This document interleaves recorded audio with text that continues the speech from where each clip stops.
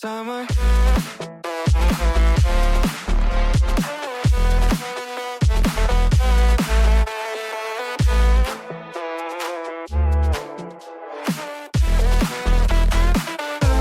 and every time I hear your voice, like my feelings having no choice. And every time I hear your voice, I wish I could remember.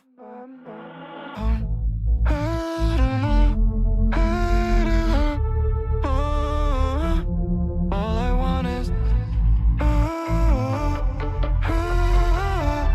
take me down. All this time I've been trapped in, not knowing where my heart is. I've been telling myself to stop. Just make me whole.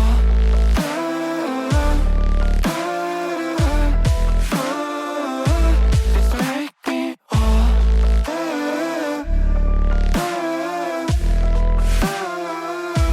Just let me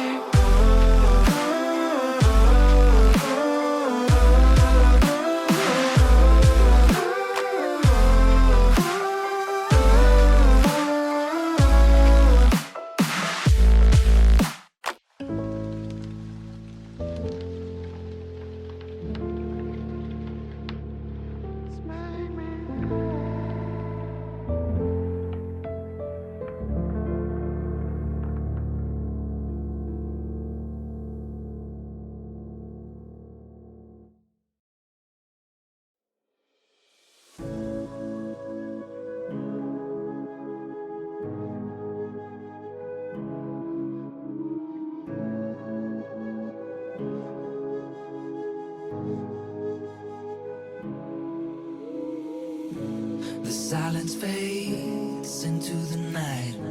Coyotes sing at the moonlight. These open highways are calling our name, and now it's time for us to escape. Feel the wind touch our face. Let's take a spin to a foreign place. These open highways are calling our name, and now it's time for us to escape.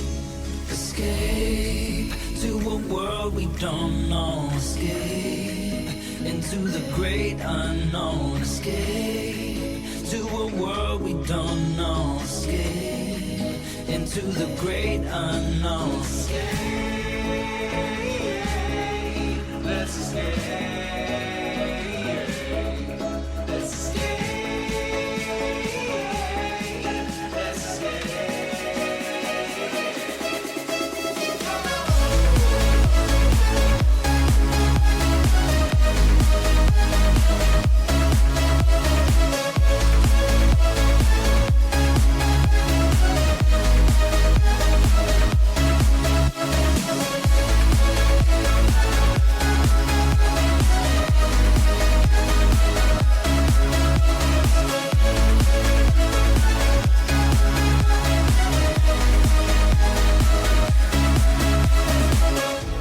I'll hold you close through the night. I won't let go until the sunrise. These open highways are calling our name, and now it's time for us to escape. Wave goodbye to your city life, and say hello to the desert sky. These open highways are calling our name, and now it's time for us to escape. Escape to a world we don't know. Escape into the great unknown. Escape to a world we don't know. Escape into the great unknown. Escape, let's escape. Let's escape. Let's escape.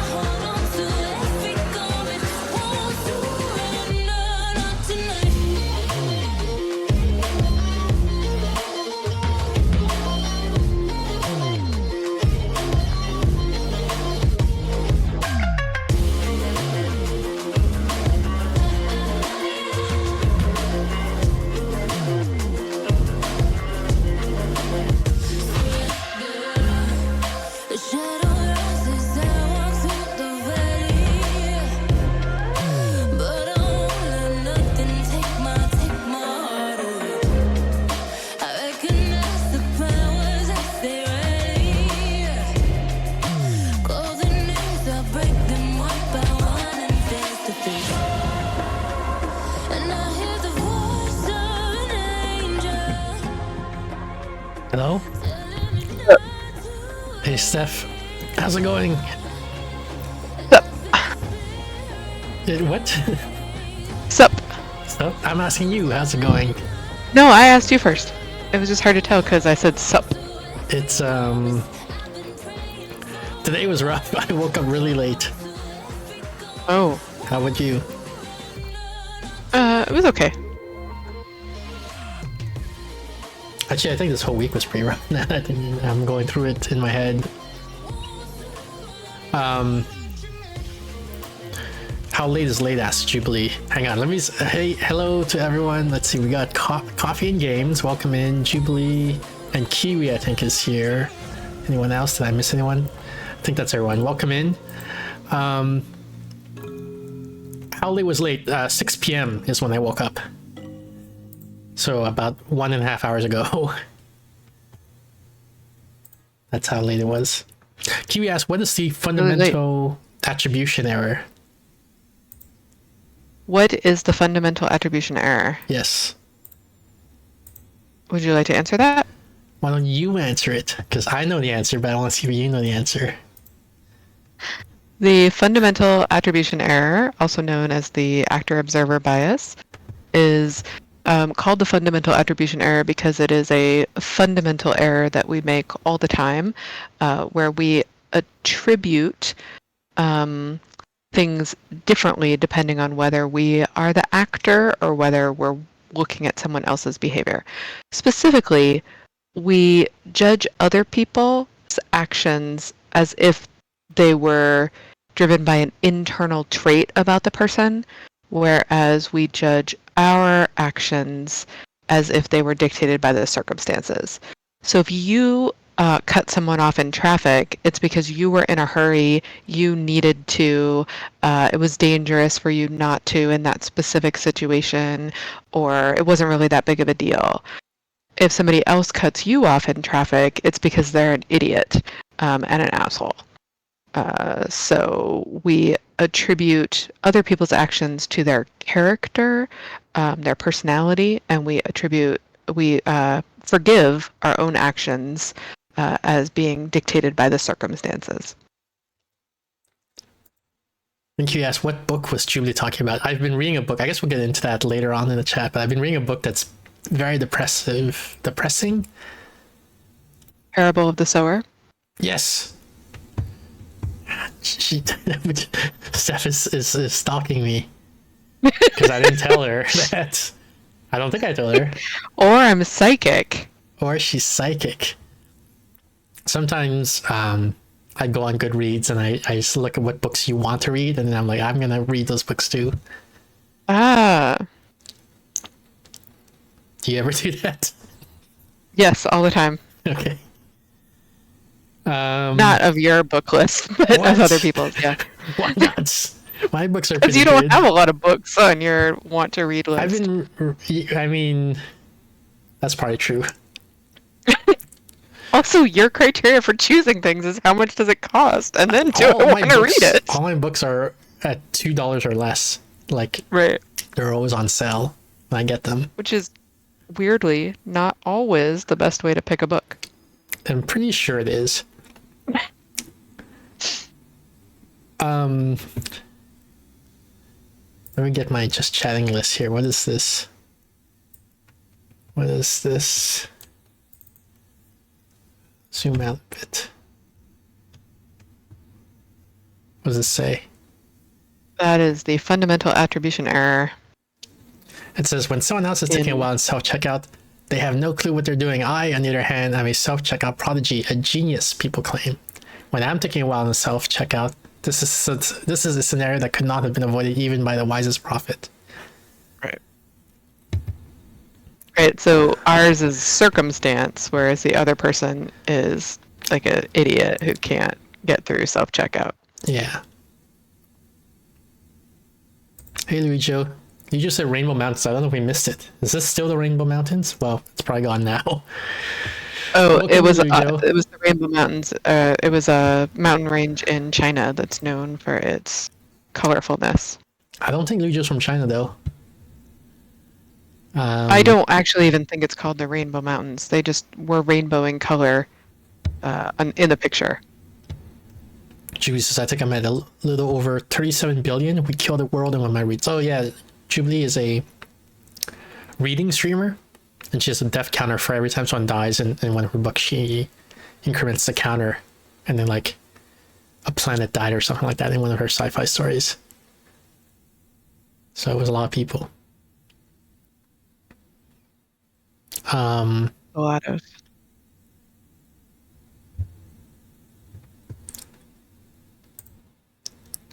How come the full screen thing Yes. didn't work? There we go. We talked about Uno last time, which is the a trivia learning app, Oh, right. and it's almost exclusively been teaching me American history. Right. That's where I was like, they're talking about how they went onto a boat, the Americans went on a boat and threw all the tea overboard, and it was like, yeah, you know, America's great, and I was like, that doesn't sound so great to like ruin the merchant's life. But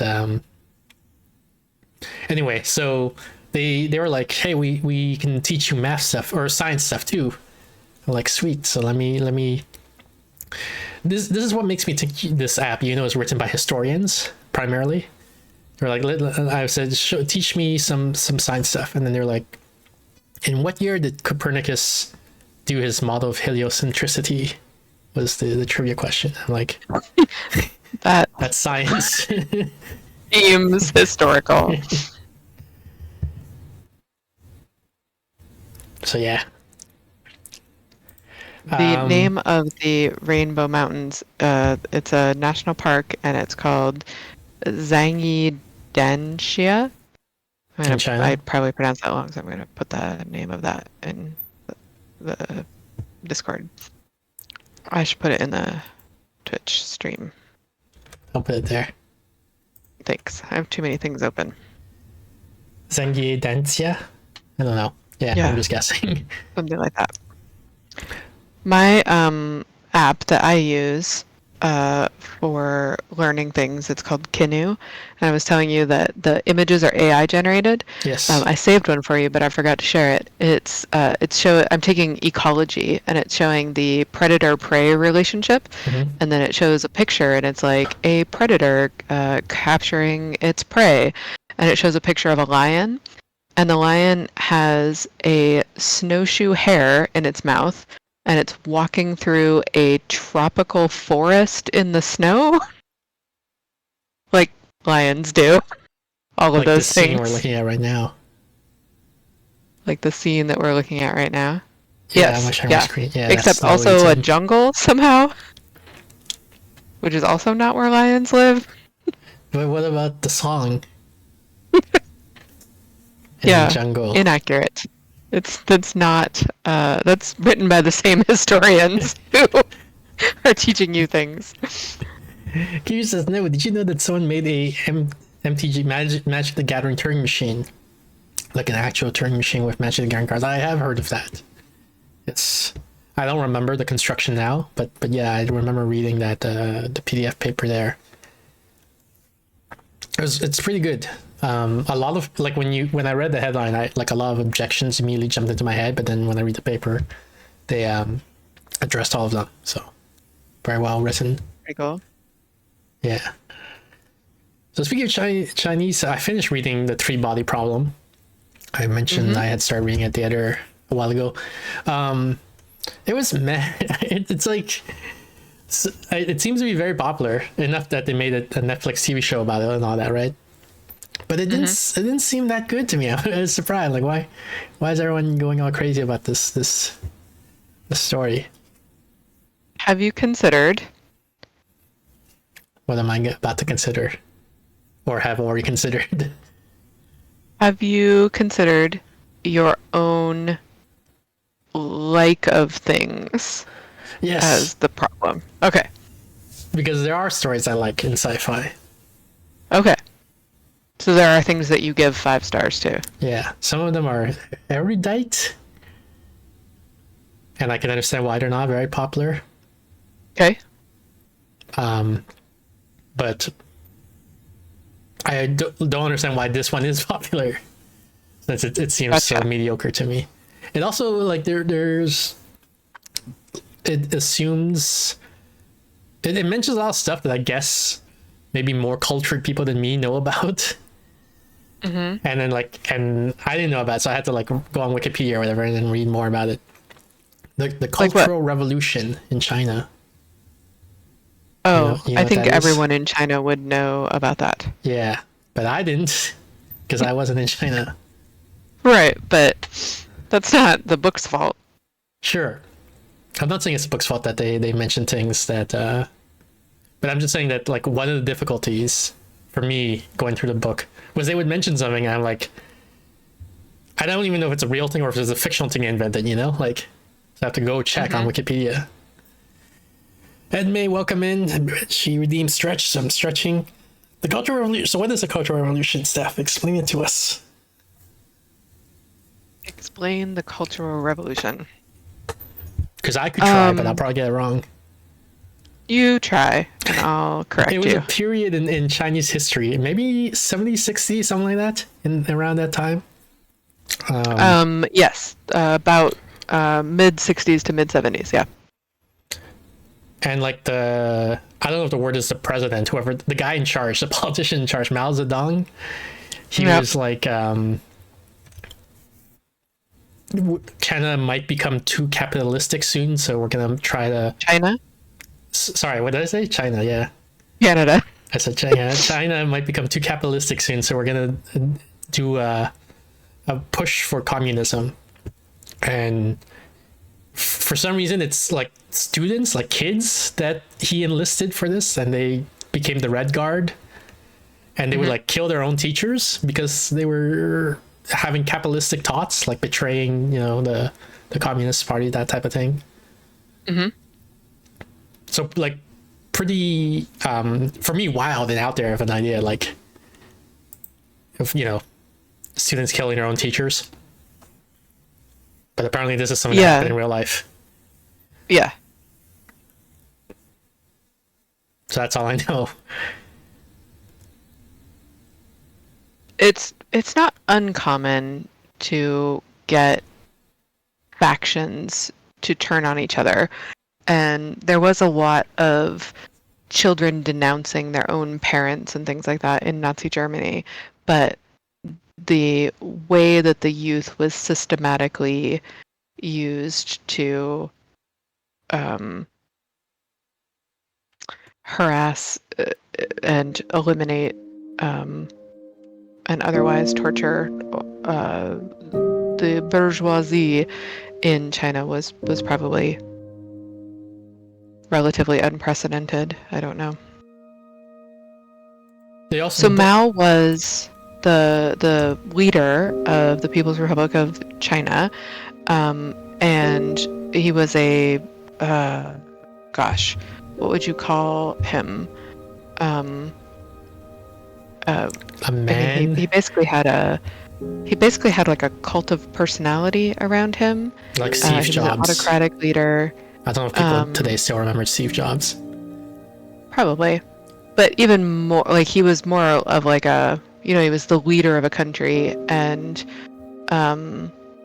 more like Hitler, really, but communist. Other examples might be Pol Pot or Stalin, things These like examples that. don't resonate with me because I don't have the stereotype of them A lot of being history? Of being a cult, like, of people liking them, I guess, right? Because I like, Oh, because you whereas- know what happened at the end? yeah. Whereas with Steve Jobs, Right. there is that popular perception that like everybody just like he would Well, captivate maybe audiences. How about current examples like Duterte in the Philippines, or No idea who that is. Erdogan in Turkey? No, sorry. Okay. Anyway, autocratic leader, but communist rather than fascist or other forms of populism. And he often led movements that tended to be pretty disastrous for large portions of the whole populace, despite being very popular. And one of his later ones, I believe it ended with his death, was the Cultural Revolution.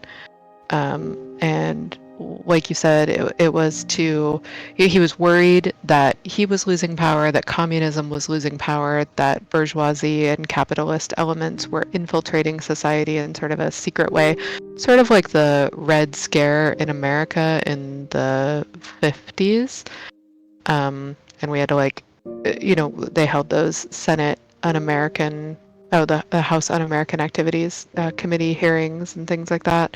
Yeah, were they also It was like that. killed, maybe, professors?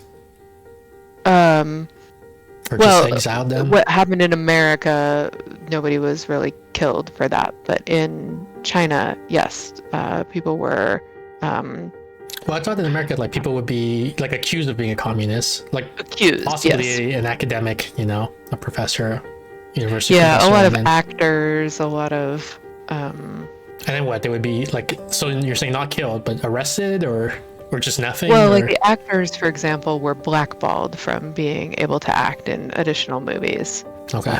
Or be involved in Hollywood in any way, things like that. If you've seen the movie Oppenheimer, he was sort of a victim of, in a way, of the Red Scare kind of thing, because he had at some point been a card-carrying member, literally like carried a card, like a library card of the Communist Party, and was sort of accused of possibly having communist sympathies, and it was hard for his career. But if you take that and turn that up 50 by a power of 50, you get the So they actually do kill Cultural people, Revolution. not just Right. fire them or whatever. Right. Sent them to like gulags, basically, to be re-educated. There were massacres. There was lots of persecution and imprisonment and things like that. I think the ultimate death toll, if you include people who died of starvation and disease and were of unknown terribleness, I think the death toll is in the millions. Yeah, 1 or 2 million. That's what I'm thinking too, from what I remember from my research.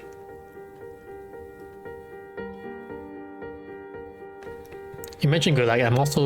I read a little bit of the Gulag Archipelago Gulag, something like that, which is Gulag Archipelago. which is a famous book. Yes, Alexander Solzhenitsyn. Yeah, I can never remember. I remember Alexander. I can't remember the other part. Right. I also struggle with that book because, like, of the writing style this time. He says things, and I think it's sort of related because I think you're supposed to know what happened, and then so I'm like, is this a metaphor or is he being literal when he says a certain thing? Right. I can't tell. He talks about a sewer and like and people being pumped through the sewer, and I'm like, does he mean they literally put people in a sewer and pump them through, or is he saying this is like a processing system, like just lots of people went through the system, and I can't tell.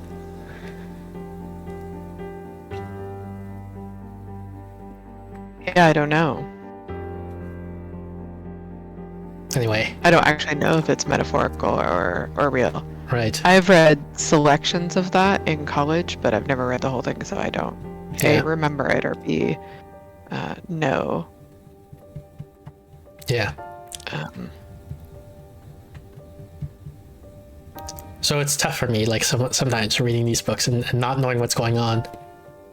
Right. The Three Broadly Problem also mentions Silent Spring, which was a famous American book, I believe. Yes, Rachel Carson. It was about the environment. Silent Spring. DDT. Silent Spring was about DDT, exactly. DDT was a widely used pesticide that it turns out was thinning the eggs of birds. So eagles, for example, nearly went extinct because their embryos couldn't develop because the eggs were too thin.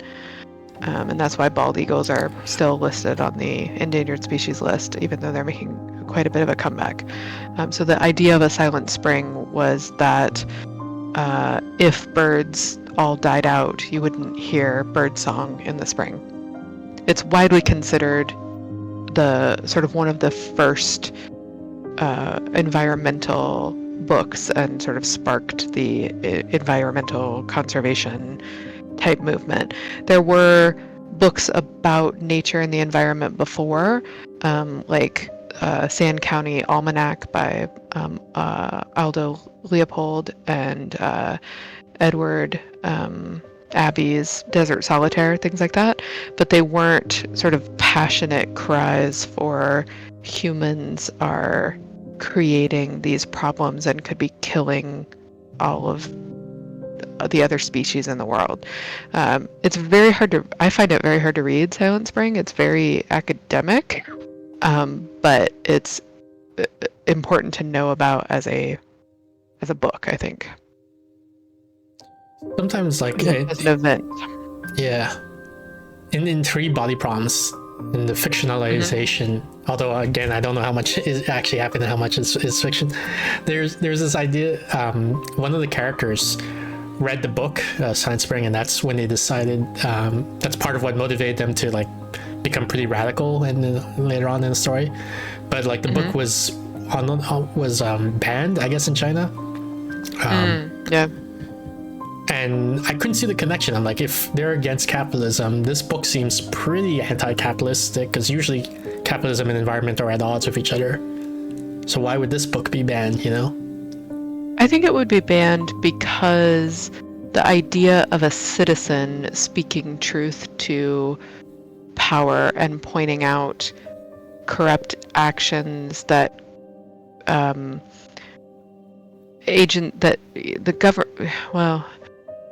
that people higher in status and power were doing, and also criticizing the government for failing to act, and using science to challenge, to sort of like get rid of natural hierarchies between people.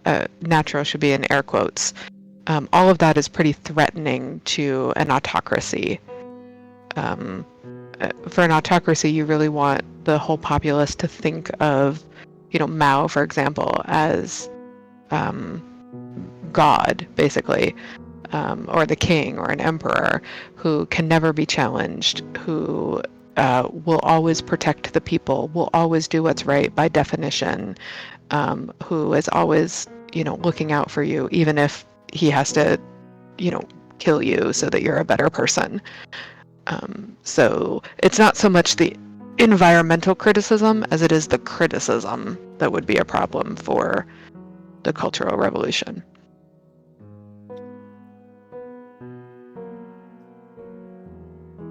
There was, when you said like he'll do what's right by definition, that reminded me of there was a event like a year or 2 years ago with Slate Star Codex Alexander, I forgot his last name, but the blogger, rationality blogger, isn't Alexander his last name? Yeah, Scott Scott Alexander, yeah. that's it. He was interviewed by someone from the New York Times, and then they got into an argument. Basically, the New York Times author wanted to publish Scott's legal name, and then Scott wanted to stay anonymous. And so there was a big disagreement about that. And I think it raised the like there's the, I guess you can talk about like traditional media as one faction, and rationalists / bloggers as another faction, and the rationalists were questioning the tradition of like, why is the legal name of the person relevant, right? Like, why does the New York Times have this policy that if you report on someone, you have to give out their legal name, and it doesn't even seem to be applied consistently. Like, for someone like Madonna, for example, you would just refer to them as Madonna usually. Right. But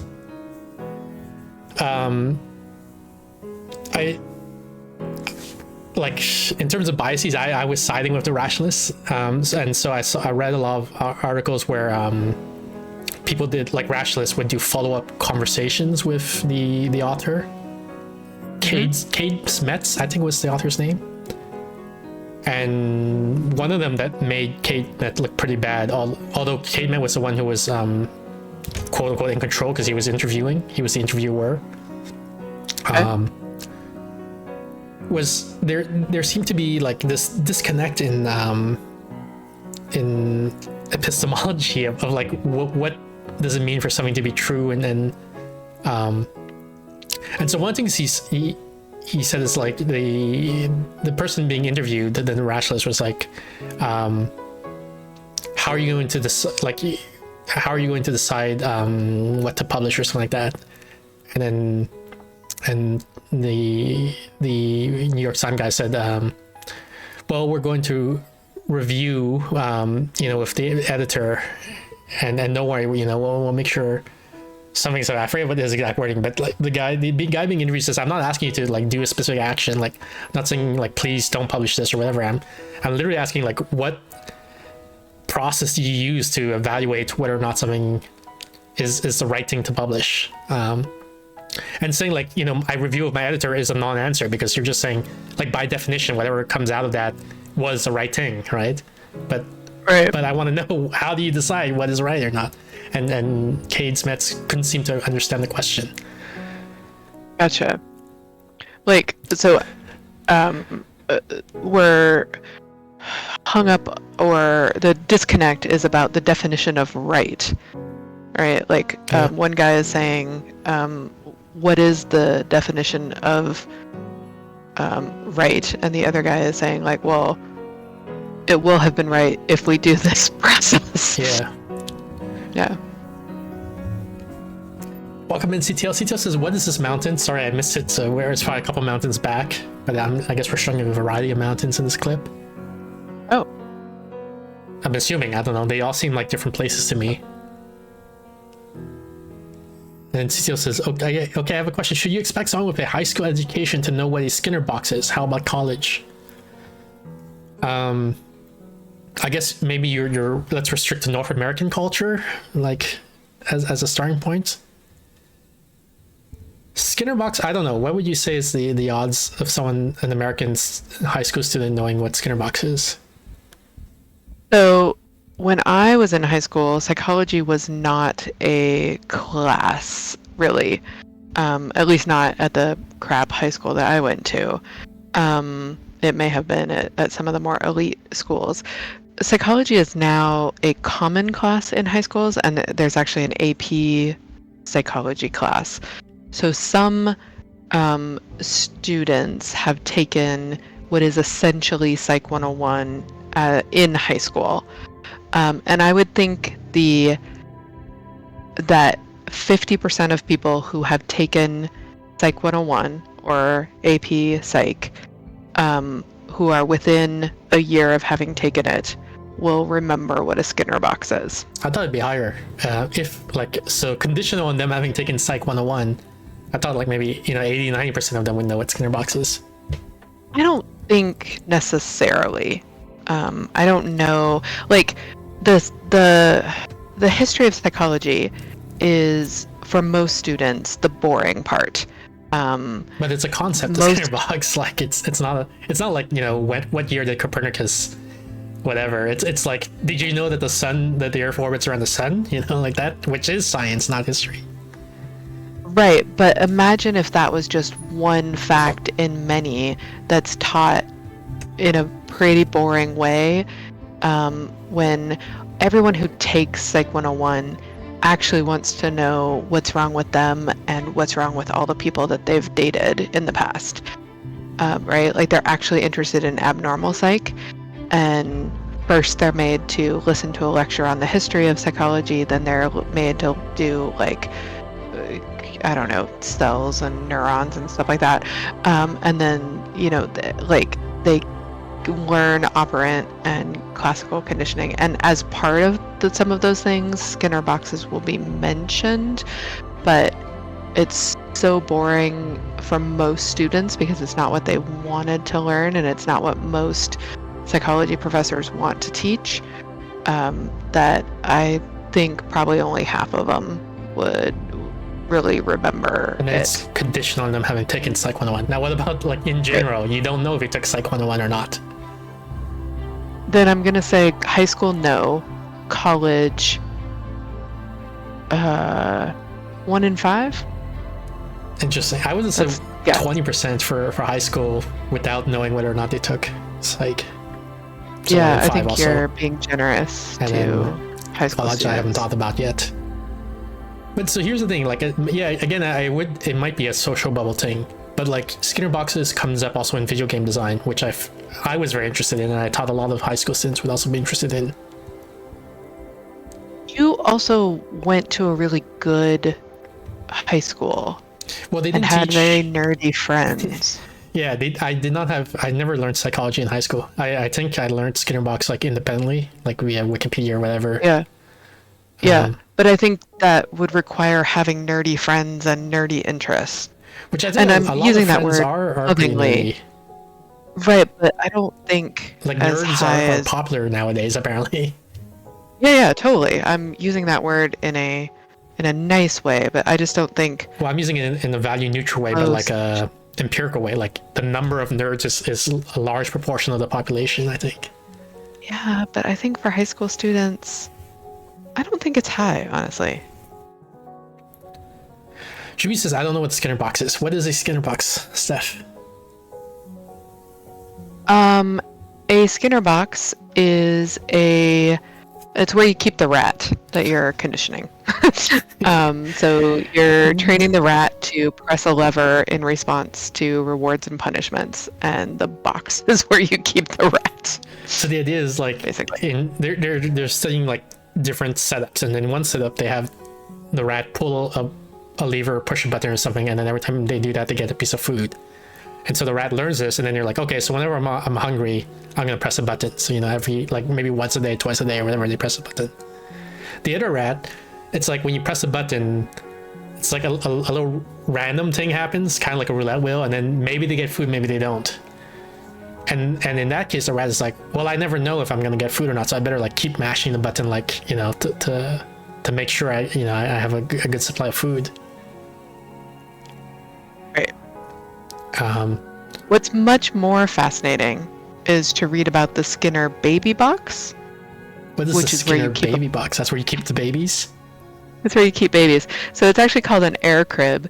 So Skinner was a great believer in his own theories, and he designed an air crib to keep his daughter in.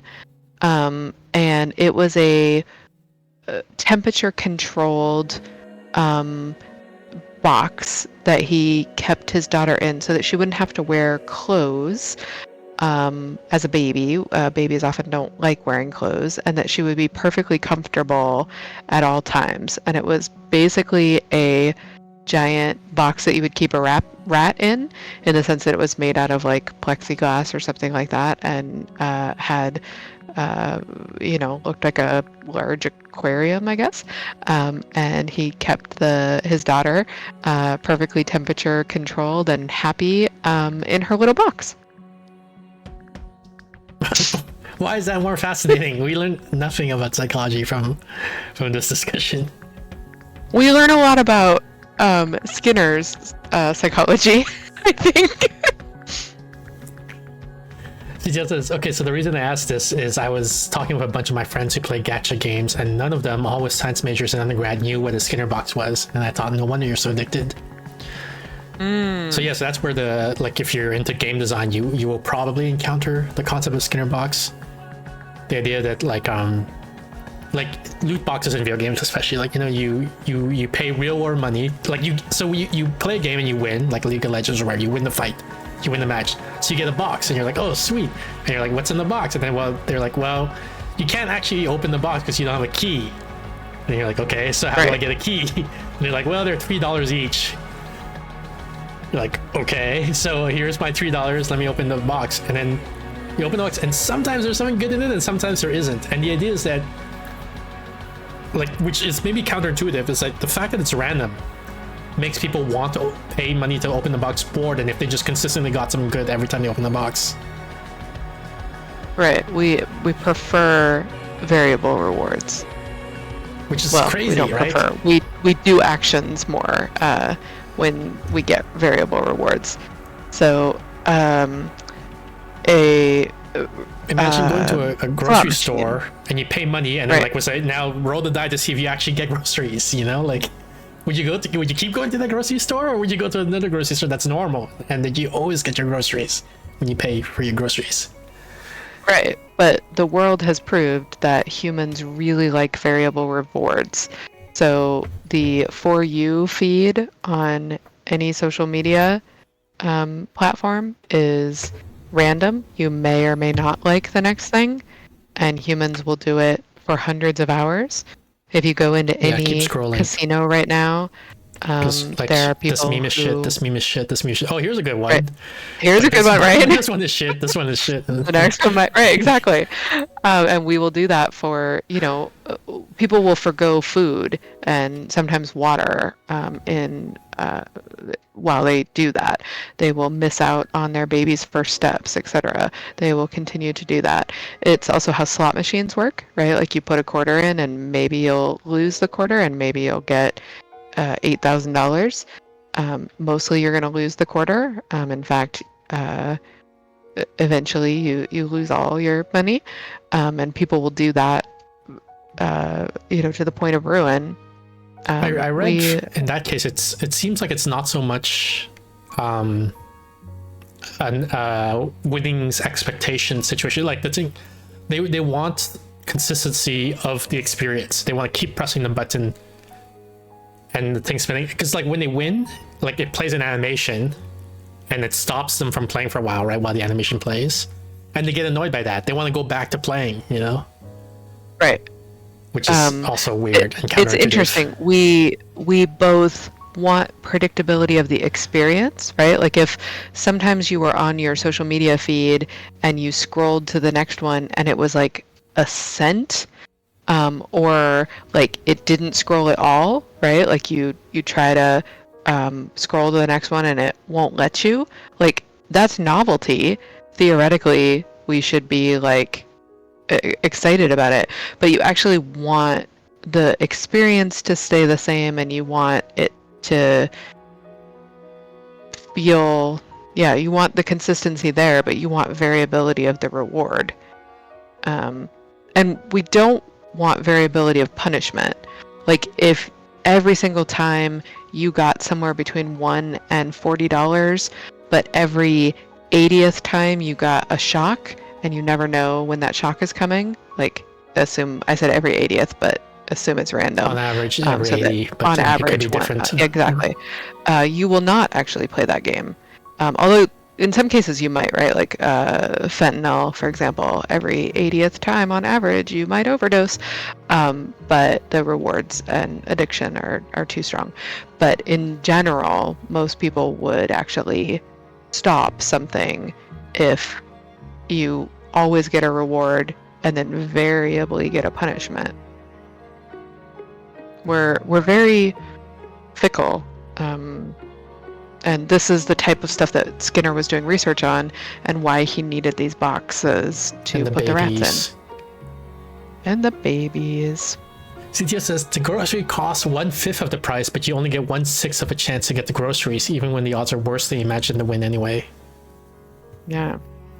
I can see people going for that. In fact, people do, like, that's when you there's these things where like you can buy a mystery box from Amazon, like someone returns something to Amazon, like they bought something and they returned it, and what they do is they just resell the box that got sent back. You don't know what's in it, what they returned. Right. Could be garbage, could be a PlayStation 4, who knows. A lot of used bookstores will have that, or fabric stores will have like mystery sample bags, and we like that, although we won't pay very much for it. But you will literally pay money for something that you may or may not want. But what didn't work is the mystery punishment option, where you saw a bunch of puzzles for sale and it said may not contain all the pieces. right? Yeah, I don't know if that's a mystery Um, punishment, but yeah. right? Like it might be, it might be a puzzle that's complete, or it might not be, and we won't pay for that opportunity.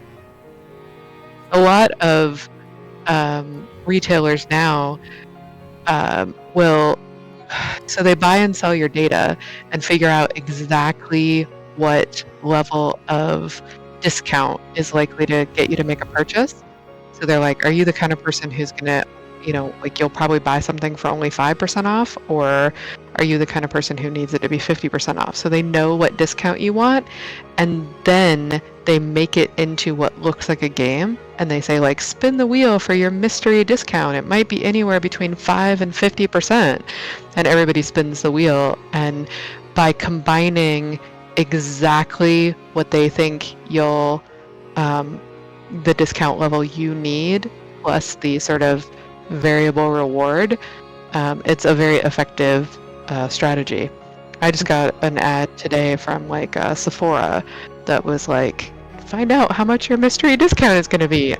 Damn it, I don't even need makeup.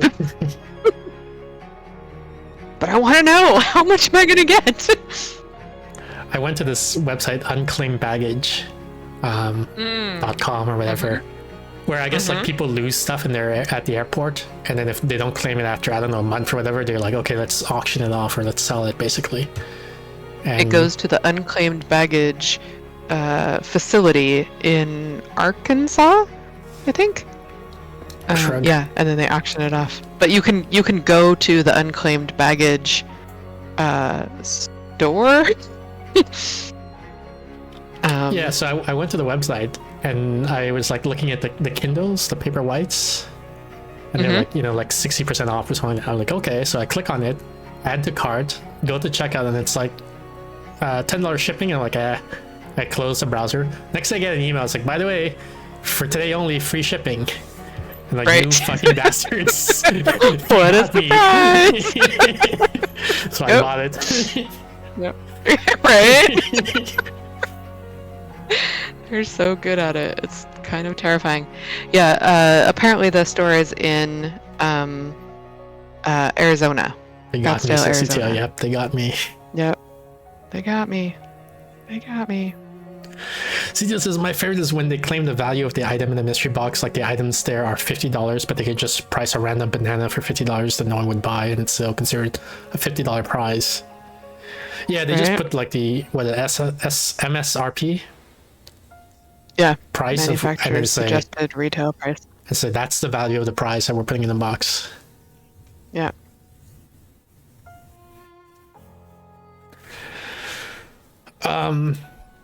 Steph, this question might not be super well formed, but what do you think about the existence of folk psychology? There's no I hate it. concept of folk calculus or folk computer science, right? So why is there such a thing as folk psychology? And how do you think that affects you as a practitioner of psychology? Like, does it make you more arrogant, more impatient with people? So, okay. I'm going to separate it out. Obviously, humans are highly social beings. Some people would argue that our brain evolved to do many of the things that it can do, language, complex thoughts, reasoning, etc., to manage the social problems of being as social as we are. And a lot of that requires the ability to mentalize about other people, to make theories about their actions and behavior. And so the existence of folk psychology in that way, the fact that people, for example, think that other people have reasons behind their actions, or think that if someone is aggressive, that they're angry, things like that. That is just a basic fact of humans, that we all have folk psychology in our heads. We're all trying to understand other people and are all making intents. Babies actually do it. I was just reading a really interesting experiment the other day about how a baby as young as like 4 months old will watch an adult. The adult takes a toy and tries to, it looks like a dumbbell. It's a wooden dowel with a block on each end. And the adult tries to pull off one side and can't, and they let their hand fall away. And then they try to pull off the other side and they can't, and they'll let their hand fall away. So the adult is not able to take the blocks off. When you hand that toy to the baby, the first thing they do is try to take those blocks off. So they're not actually imitating what the adult did, they're imitating what they think the adult wanted to do. So instinctively, we think that people have desires and intentions behind what they're doing, and are trying to understand them, use them for information, use them to predict our world. That way of folk psychology is just a basic truth about humans, and it doesn't irritate me. There's like a evolutionary psych explanation, right? Like the adult survived to adulthood, so whatever you're doing must be a good idea. So I'm going to do it too. Must be good. So humans, so babies are very good at finding that kind of information. They're actually better than even like adult great apes, for example, at doing the same thing. The adult ape can imitate what they saw the human doing, being like, okay, the human touched one side and then let their hand fall away, and touched the other side and let their hand fall away, and the gorilla will, for example, will do that, but the gorilla doesn't quite get what the a human, or in some cases they'll use a gorilla video, so it's not just that they don't get what humans are doing, but they don't even get what the gorilla was trying to do. And babies can master that instantaneously. So the fact that humans have folk psychology doesn't bother me. But there's another way that we sometimes use folk psychology, which is to mean the general knowledge about psychology that the average person has, and has gathered through, I don't know, articles on Vox and BuzzFeed quizzes and whatever they misremember from AP Psych 40 years ago. Most people haven't taken AP Psych, so... Right. I'm just using various sources of information. But they might still have opinions on folk psychology. Right. And that sort of stuff is irritating. It's sort of like when people have theories about their medical illness and they go to the doctor, and often it's wrong or distorted from my perspective, right? I'm acting as if psychology is a real science, but it is not how we use those psychological terms. It's not quite correct, but nowadays people are very confident in their... confident. Yeah, and very wedded to it. And it's very difficult to correct or challenge even. And so it's often really annoying to me as a professional. But why isn't there like folk calculus, for example? I think that there is calculus, maybe not so much, but I think there is folk math. I think there's folk statistics. I think there's folk physics, in the sense of, like, for example, are you familiar with I think it's called the illusion of knowledge, the illusory effect, where people, for example, yeah, it's similar to that, but it's the idea that if you ask people if they know how a zipper works, they're very confident that they know exactly how a zipper works because they've had a lot of experience with zippers. Okay. And then you say, great, go ahead and take this pen and pencil and write down exactly how a zipper works. And it turns out people have no you idea. pull on one end and then it zips up. Where's the complication? Right. And if you're like, right, but how does it do that? Well, your arm moves up and down. Right. And I think that's sort of an example of illusory physics. I think, or folk physics, sorry. I think, like, when you ask people which weighs more, a pound of feathers or a pound of water, and people have an intuitive sense that it would be the feathers, even though obviously it wouldn't. I think that's a good example of bulk physics. Yes, as I can see folk statistics. Do you think it's related to why a lot of people, especially on the internet, are armchair X, like armchair lawyer, armchair psychologist? Absolutely. It's sometimes called, it's kind of a version of the Dunning-Kruger law, that when people don't know much about a subject, they vastly overestimate their knowledge and competence.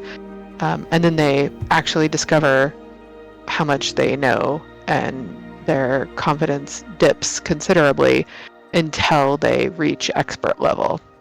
And then eventually it goes back up. But when you first ask someone who doesn't know much about an area, so they don't know what they don't know, they're like, oh, it's easy. You pull down on it, it unzips. Yes, as an edutainment game taught me, the wedges involved in the zipper. Yeah, I think I've seen a diagram of a zipper, and so I don't know if I could recreate it from memory. Like, that's the thing, but Right. But I feel like I've seen, the basic shape, which will help me try to reconstruct how it must work if I was ever forced to draw diagrams or whatever. Right. Another one that they commonly use is a toilet. Like, people I have no idea how a often toilet seem works. to- Like, yeah. that is super mysterious People are to me. really confident that they know how a toilet works. There's no, because it's not like there's no motor or anything like that. So how does Right. the water go? And then it comes back, and then because there's gravity is only in one direction, right? So then, how does Right. it? Yep. It's called the illusion of knowledge. I wanted to make sure I gave the correct name of the cognitive bias. Yeah, they use zippers, ballpoint pens, toilets, etc. I have a friend who I think she thinks of herself as an intellectual, but I don't think of her as an intellectual. Wait a second. You're not talking about me, it's not right? you, it's someone else.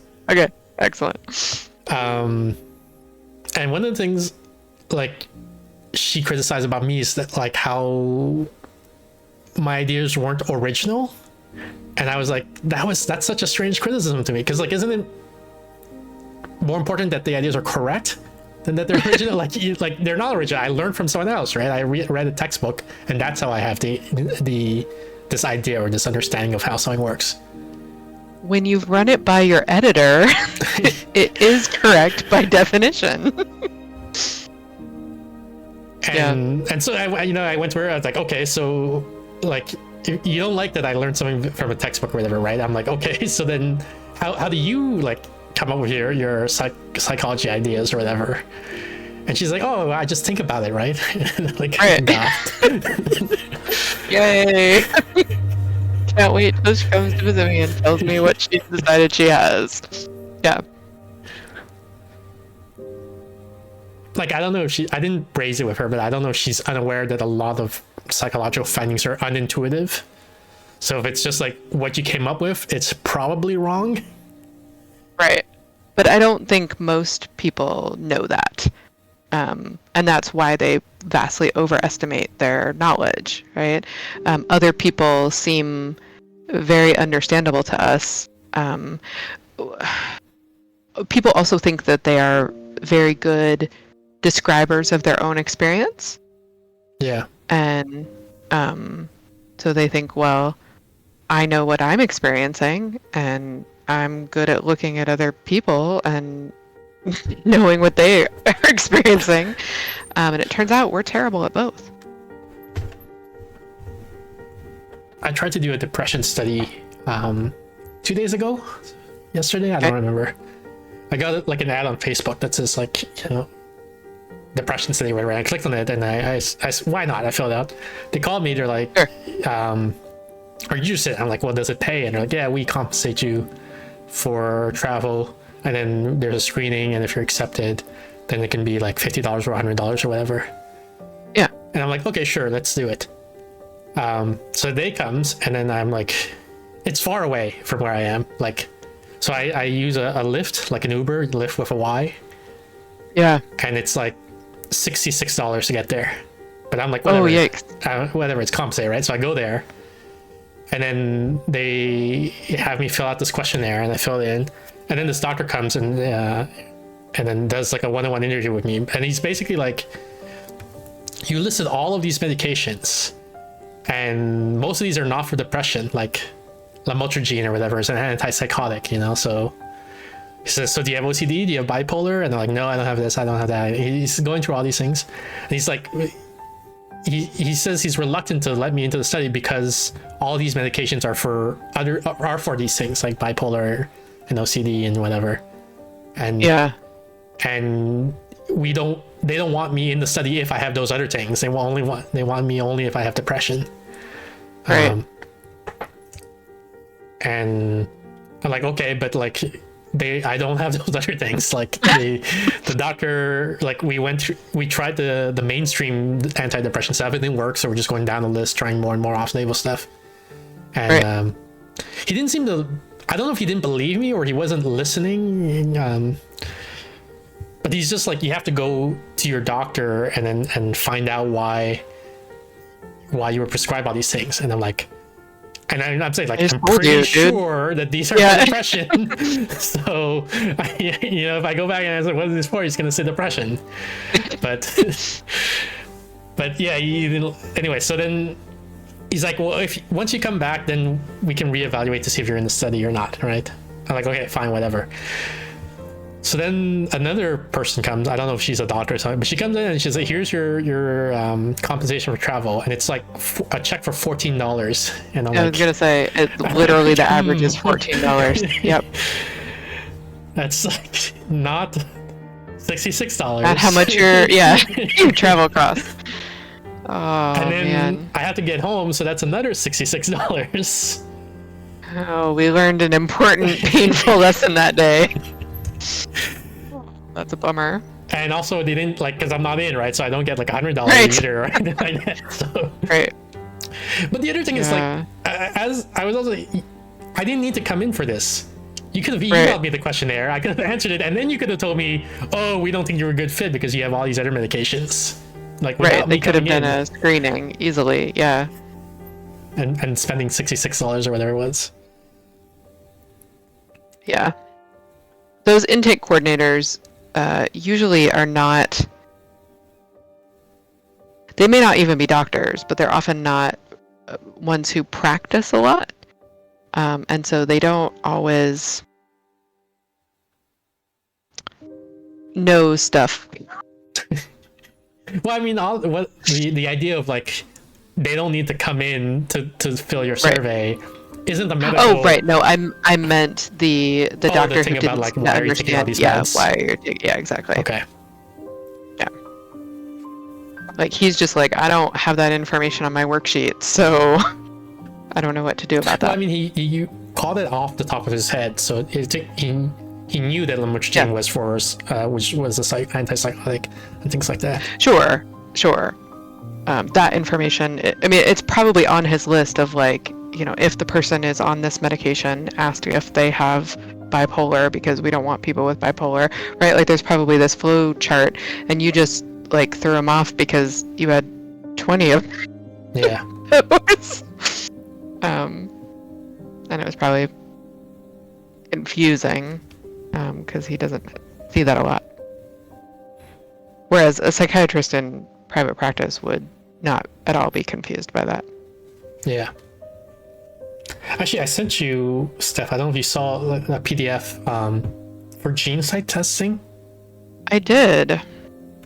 So for the viewers, one of the things my doctor because we like, as this anecdote implies, I've tried lots and lots of medication and none of them seem to be working.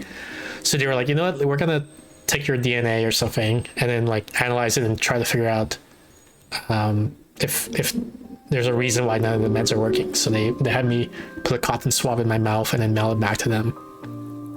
And they did this PDF, and I don't understand anything in the PDF, except I understand words like Bad. Yeah, like it's just like Severe. severe interference or something like that. And then there's like the TD/AP22 gene can like have negative interactions with like lamotrigine or whatever, right? And I'm like, well, so I see all these like red things, and I'm like, okay, sounds like that's the reason it's not working. So what's the next step? But I'm not able to evaluate deeply into it, so that's why I don't know if Steph, if you had a chance to look at it. I did. There's not a ton of evidence supporting the use of this testing. Nurse practitioners are quite fond of it, and give it a lot. So I read a lot of these from patients. They're based on usually pretty small studies, and we really do, like, it's not like we really understand genes that well anyway. So I don't know that I've necessarily felt like it has really been helpful in terms of finding the right medication for anyone. But I do know some nurse practitioners and psychiatrists who swear by it and think it's super, super helpful. One thing that's kind of weird about it is, like, you'll see, for example, that you got different indications on whether on venlafaxine and desvenlafaxine, and I'm just like, how does that even work? They're like those are one has des and one that doesn't. It's like how zippers work, right? right. But it would be like saying, like, you can use left-handed zippers but not right-handed zippers. Yeah, because I'm right-handed. Because they are mirror images of each other. You shouldn't be like allergic to one and not the other. So that kind of stuff is questionable to me. But basically, your results say that typical antidepressants are terrible for you, but that some atypical ones, like Wellbutrin, would be fine. And mostly you don't have a lot of reactions to anything else.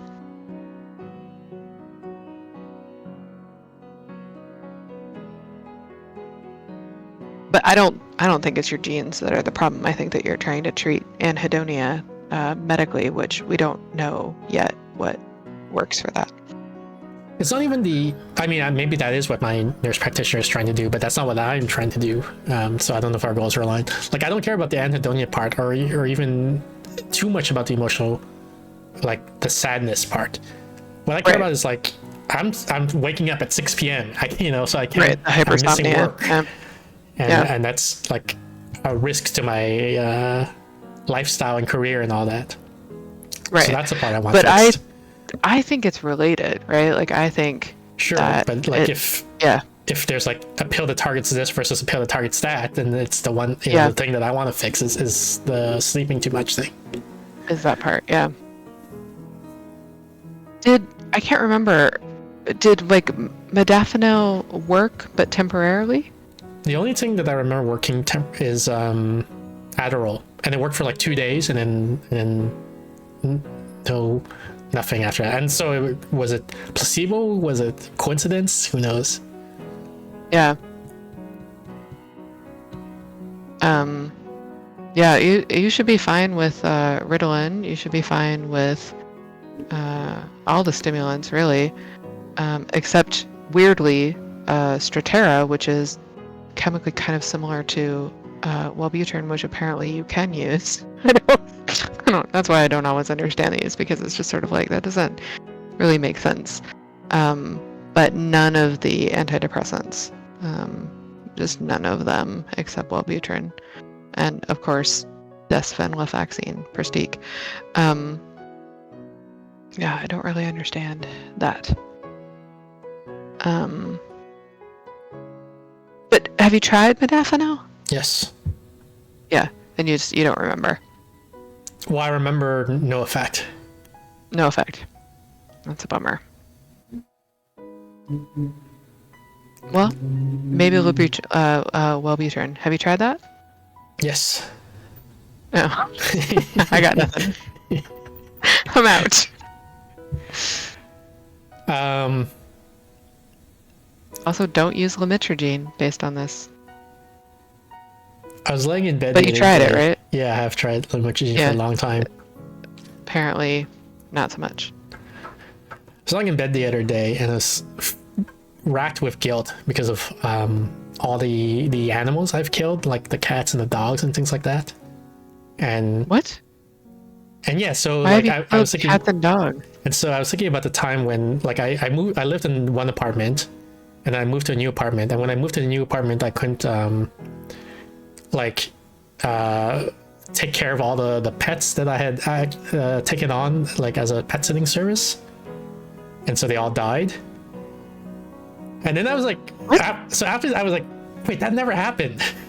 This is crazy. Like, there's no way that happened when I evaluate. And so now I'm freaking out because I was like, where did this false memory come from? How did this happen? Dreaming? I don't know. Like, and it feels like I've had this guilt for years, but did I, or was it just like that one night I was like, I dreamed that I had the guilt for years, or like. And yeah, so like I was freaking out. I'm like, wait, how? Like, where did this come from? How did this false memory get implanted in me? Because I mean, there's no way we get a lot of weird false memories, but like it's weird that your reality testing kind of turned off.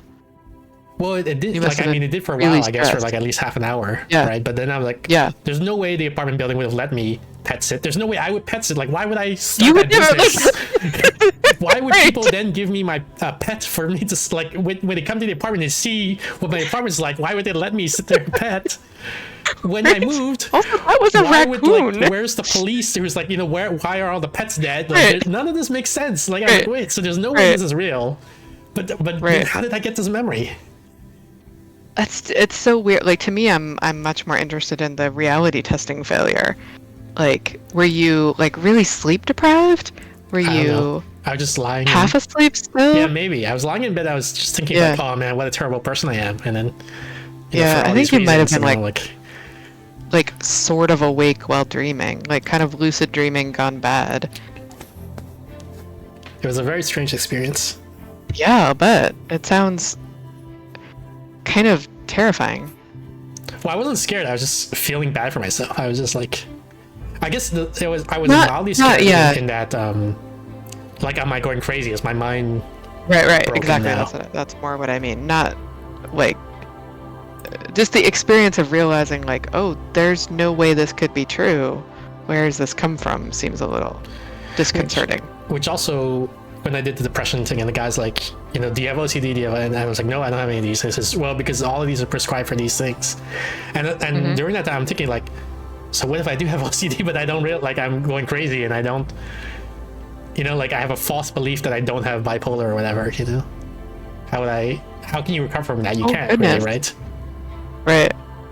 Because if you can't trust what your thoughts are, then you're just screwed. There's nothing you can do. Yeah. But I'm like, but probably I don't have Right. any of these things, so Probably. I just Yeah. won't worry about this too much and just go home and it's fine. Right. Also, like, we treat almost all mood disorders and anxiety disorders and depression, etc., all with the same class of medications. So it's just not really weird that you've tried a whole bunch of antidepressants. So you, Like- my hallucination is telling me, Yeah. like, how do I know that's Right. true? Lobo Yeah. Bread, thank you so much for the follow. Welcome in. How's it going?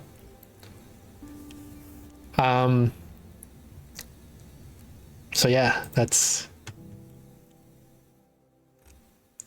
I don't know what to think about that. with mental health. Yeah. Yeah. Loaf, how are you doing? I saw you were playing Celeste the other day, I think, and you were just like one was it 10 push-ups or 100? It must have been 10 push-ups every time you die. 100 push-ups every time you die sounds like too much. How's it going? We are just chatting with Steph randomly. random topics. 10 per def, yeah, that makes sense. We played that game. Oh man, it was tough. My arms are in pain. Did we do? We did not do 10 push-ups per def. Why not? Wouldn't we be much stronger if we had? There's this meme, right, of like this super buff guy, and he's like, "What's your secret?" It's like every time I do, and then like it's you can customize the meme, right? Every time some X happens, I do 1 push-up. He says, and like every time I read someone who's wrong on the internet, I do 1 push-up. Right. Like that. Yeah, that's funny. Low says my total count is 777 done and 13 total owed. Oh, you owe push-ups? You were like, I'm not even doing these push-ups. I'm gonna do them later. Just putting them on the Push-up debt. to-do list. Yeah. I hope that I like it. Joe Biden forgives the debt at next election cycle or. They're stacking up, yeah. I have a question. Since CTL, also since you're into stats and Steph, the multi-hall problem. Let's give a quick overview of it for people who might not be familiar. So, what is the multi-hall problem? And don't tell me that they want a goat.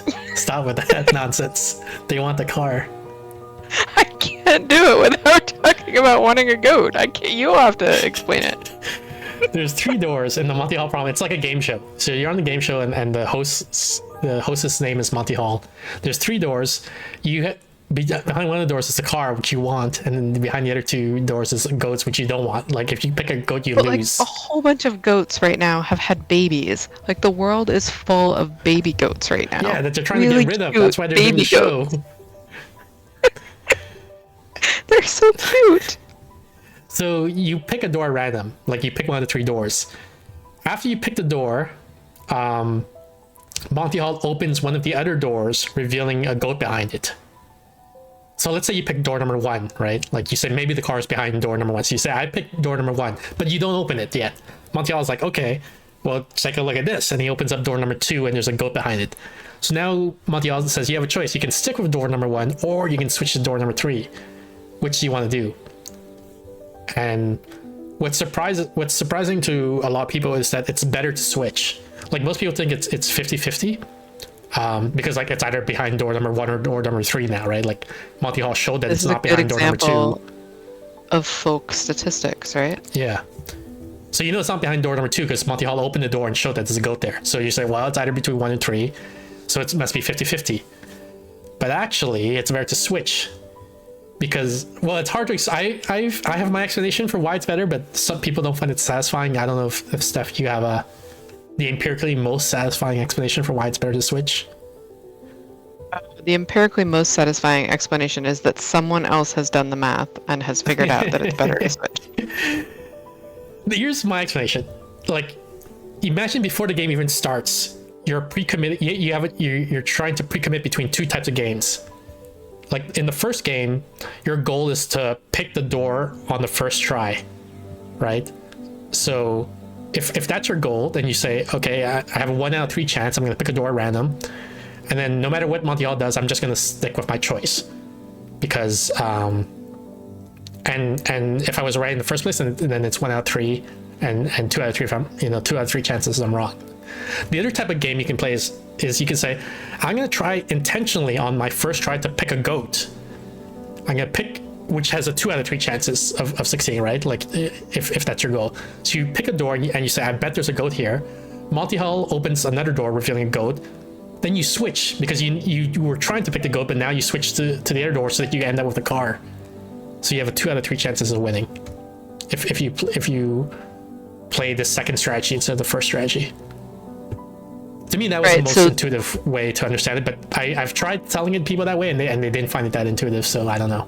I think it's still, but what you're getting at here is that Monty Hall has additional information that you don't have, and that actually affects it. The fact that he knows what you chose and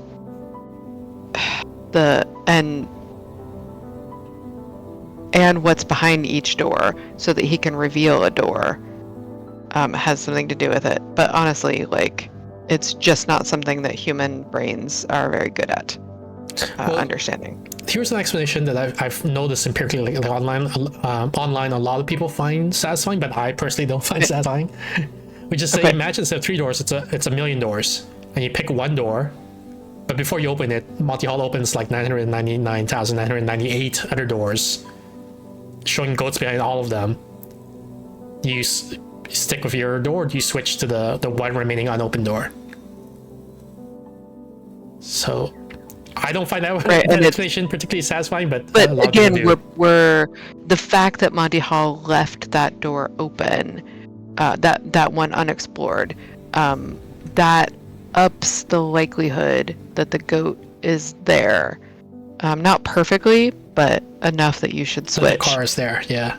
Yeah. We want the car, not the Sorry. goats. You want the goat. You want the goat. There was all those stupid cars behind the other one. Sorry. I have strong feelings about goats. So actually, so my question now, so it's not just about let's rehash the Monty Hall again. It's like, how important is it that Monty Hall actually knows where the prize is? Is that crucial to the whole thing? Or like, I think that's a really great question, because let's say what you just I open it at mostly random, remember, and sometimes it reveals a car, by accident. Right. And my understanding of the explanation is that, like, I remember having the aha moment when people have explained it and I get it, and it involves Monty Hall knowing. And so to me it feels important, but it may just be, it may not actually be true. I don't know. I think if he just opens a door at random, it's not, like, then I just go back to it has to be 1 out of 3, right? Lo says it's crucial. It only changes the game if he shows the car door. If he shows you the other goat door, the statistics are the same. Right? That seems reasonable. Yeah, but why are we really gonna rely on our intuitions for evaluating Monty Hall problems? Like, What else do I have? I have a love of goats and my intuition.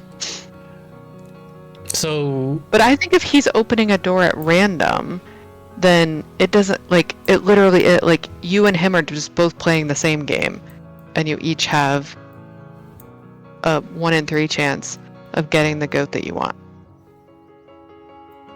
So let's figure it out. So here's the start of the game. You pick a door. 1 out of 33 times. 1 out of 3 times you pick the door with the car. The other times you're picking out the door with the goat, right? But at this point we don't know.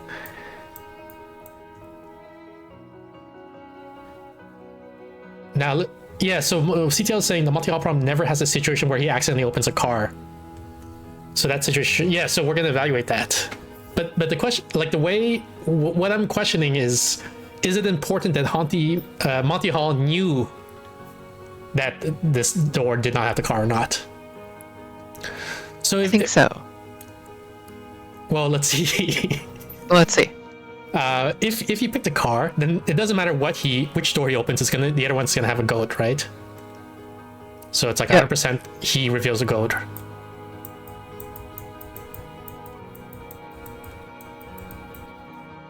What did you just write? Reveal goat.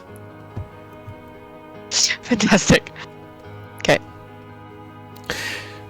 CT, I'm gonna say if he opens if Monty Hall reveals a car, you just instantly lose.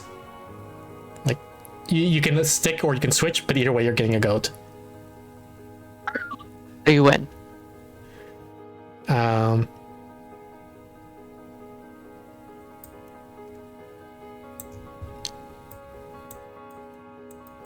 So if you switch, you lose.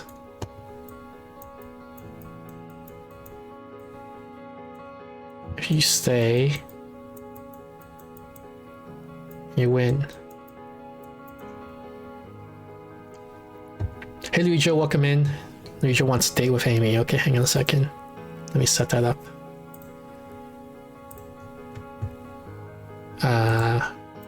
Oops. We're doing a variation of the Monty Hall problem. We're trying to examine, does it matter whether or not Monty Hall knows where the car is?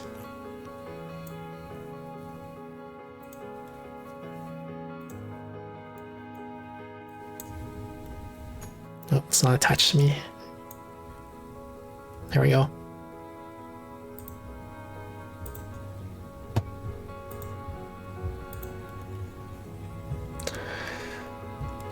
Jeopardy server's down. Yeah, sorry about that. I don't know what's going on with the Jeopardy server. You're talking about the 100-door switch thing? The fun... Yeah, exactly. Okay, so if he... So that's the case if you first pick the car. If you first pick a goat, then it's 50-50 whether or not he reveals a car, right? Because the car's between one of the other two doors.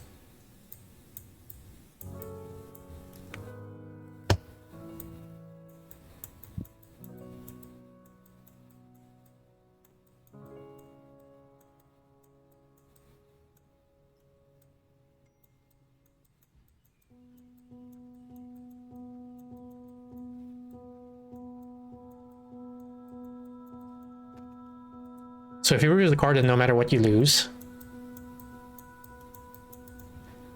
And here, whether you win or lose depends on your choice, basically. You're gonna head to bed now, just thought check it. Alright, Lo, see you later. Thanks for stopping by. So we're saying, like, we're in the situation where Monty Hall doesn't know where the car is. But it just so happens he opens the door and reveals a goat, so we know we're not in this branch of the possibility space. Right? Yeah. So we're either here or here, but we don't know which. Oops. But based on the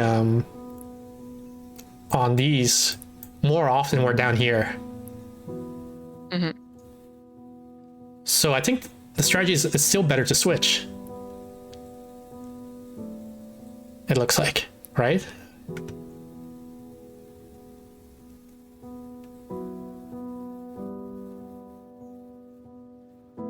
I don't know. I think it's still better to switch. Like, it's not better to pre-commit to switching. I guess it is actually better to pre-commit to switching, but well, that's not the main thrust of my argument, so we'll ignore that for now. But like, if you're playing Monty Hall, but you don't know whether or not Monty Hall knows where the car is, so he opens the door and he reveals a goat. So you don't know if he intentionally opened this door because he knows where the car is and he was avoiding it, or he just opened randomly and it just so happened that the one he chose has a goat in it. Either way, it's better to switch, it looks like, based on this diagram, I think. Here's the thing. I want the goat. If you want the goat, then you should pre-commit to staying instead of switching. That's what I'm gonna do. But like me, rather than wanting the car to go, I want to know, does it matter whether or not Monty Hall knows? Because like, I think what's interesting to me about this is that sometimes I see people phrasing it such that Monty Hall knows. This is like, they like, sometimes the problem emphasizes he knows where the car is and he will intentionally open the door that has a goat.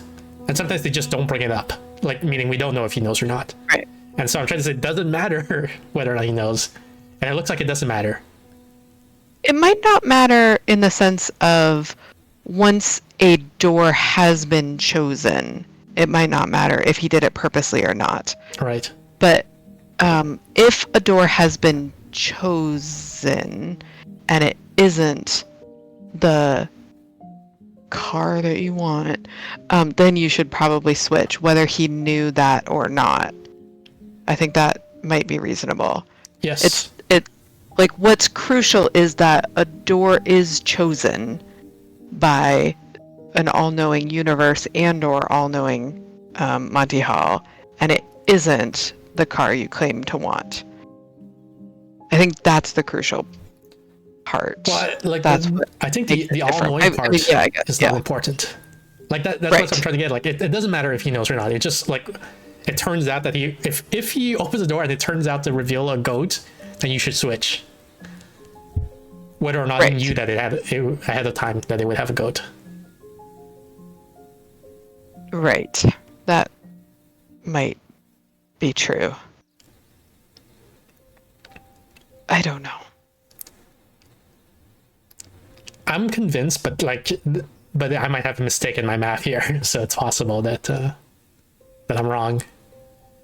But I intentionally did not do the analysis ahead of time. I wanted to do the analysis in front of you guys, and to me, it looks like it doesn't matter whether or not he knows. The reason I bring these up is because I've been reading another book. I've been reading a lot of books lately. Maybe because I bought that Kindle from Unclaimed Baggage. Yeah. Steven Pinker's Rationality. Okay. And he like, if you read a lot about rationality, you'll already know everything that he talks about. I think I'm not very far in the book, but so far everything he said is like the standard. A bat in a baseball costs $1.10. Right. Lily pads, there's twice as many every day.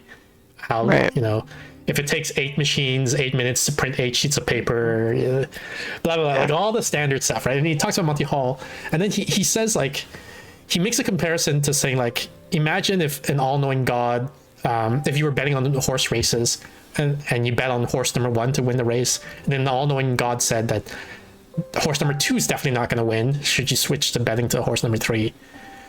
And I was thinking, like, but doesn't matter whether or not he knows, like. And so that's where this variation. I was like, a reasonable question. I guess it matters in the sense of, like,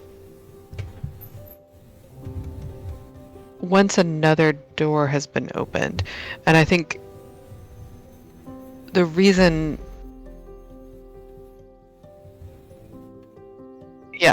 I think it's just that a door has been opened and revealed something, and so it's crucial from the point. I don't know how to say it. Like, well, you as a player gain new information by finding out that it's not behind door number 2. Right. And I think it's crucial for the game because, or the way that it's often phrased, that he knows is that it's the way that you got a door that didn't have the car behind it. And I guess it doesn't. Not crucial. That's what I'm saying. Like, right. What's crucial is that the car wasn't behind that door. Right. It's yes, not that necessarily is crucial. right. Not that he knew that it wouldn't be behind that door. Right. But it. Okay, so let's say there's 3 doors, and you've picked door number 1. Yep. And he looks behind door number 2. Yep. And then says to you, "I know what's behind that." Why would you say this to me, you fucking asshole, Monty Hall? Right? He says, "Oh, I know what's behind that now." Yeah. Here, the odds have not changed, correct? It's 1 in 3? Yeah. I'm pretty sure, like, you can switch or you can stay, it doesn't matter. Right. So Monty Hall's knowledge, him knowing things, doesn't actually help us. It's what it helped us do is be like, okay, a door was opened and revealed, like, and of course he chose a door such that the game would continue. It's not so much that he knows or doesn't know, right? Because it doesn't change it. He says, "I know what's behind door number 2." Thank you for stopping by. I look forward to seeing your future streams. Yeah, I think maybe what you're getting caught up on is, like, if he had revealed a car, that would mess up the entire problem, right? Like, now, right? We're no longer I in the think Monty that's Hall why problem. it's phrased as, exactly. I think that's why it's phrased as he knows, but it's not actually him knowing, because it doesn't change the odds if he knows but doesn't reveal a car. If he just says, "I know what's behind there," him knowing that actually doesn't change the odds at all. And so there's no reason it would change the odds if he revealed, I can't even keep car and goat straight anymore at this point. So it's not really his knowledge. It's just phrased that way so that the game will continue.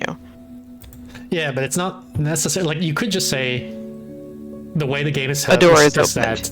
that you pick a door. He opens the door at random. He doesn't know. He just picks a random door, and it just so happens that it has a goat. Right. Now what do you do? Do you switch or you stay?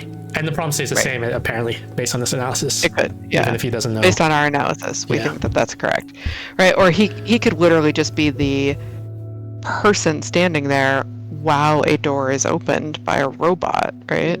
Yeah, or like an earthquake happens and the door happens to fall open. right, or it's done by bingo, right? Like a ball gets is rolled, picking. or a die gets, Yeah.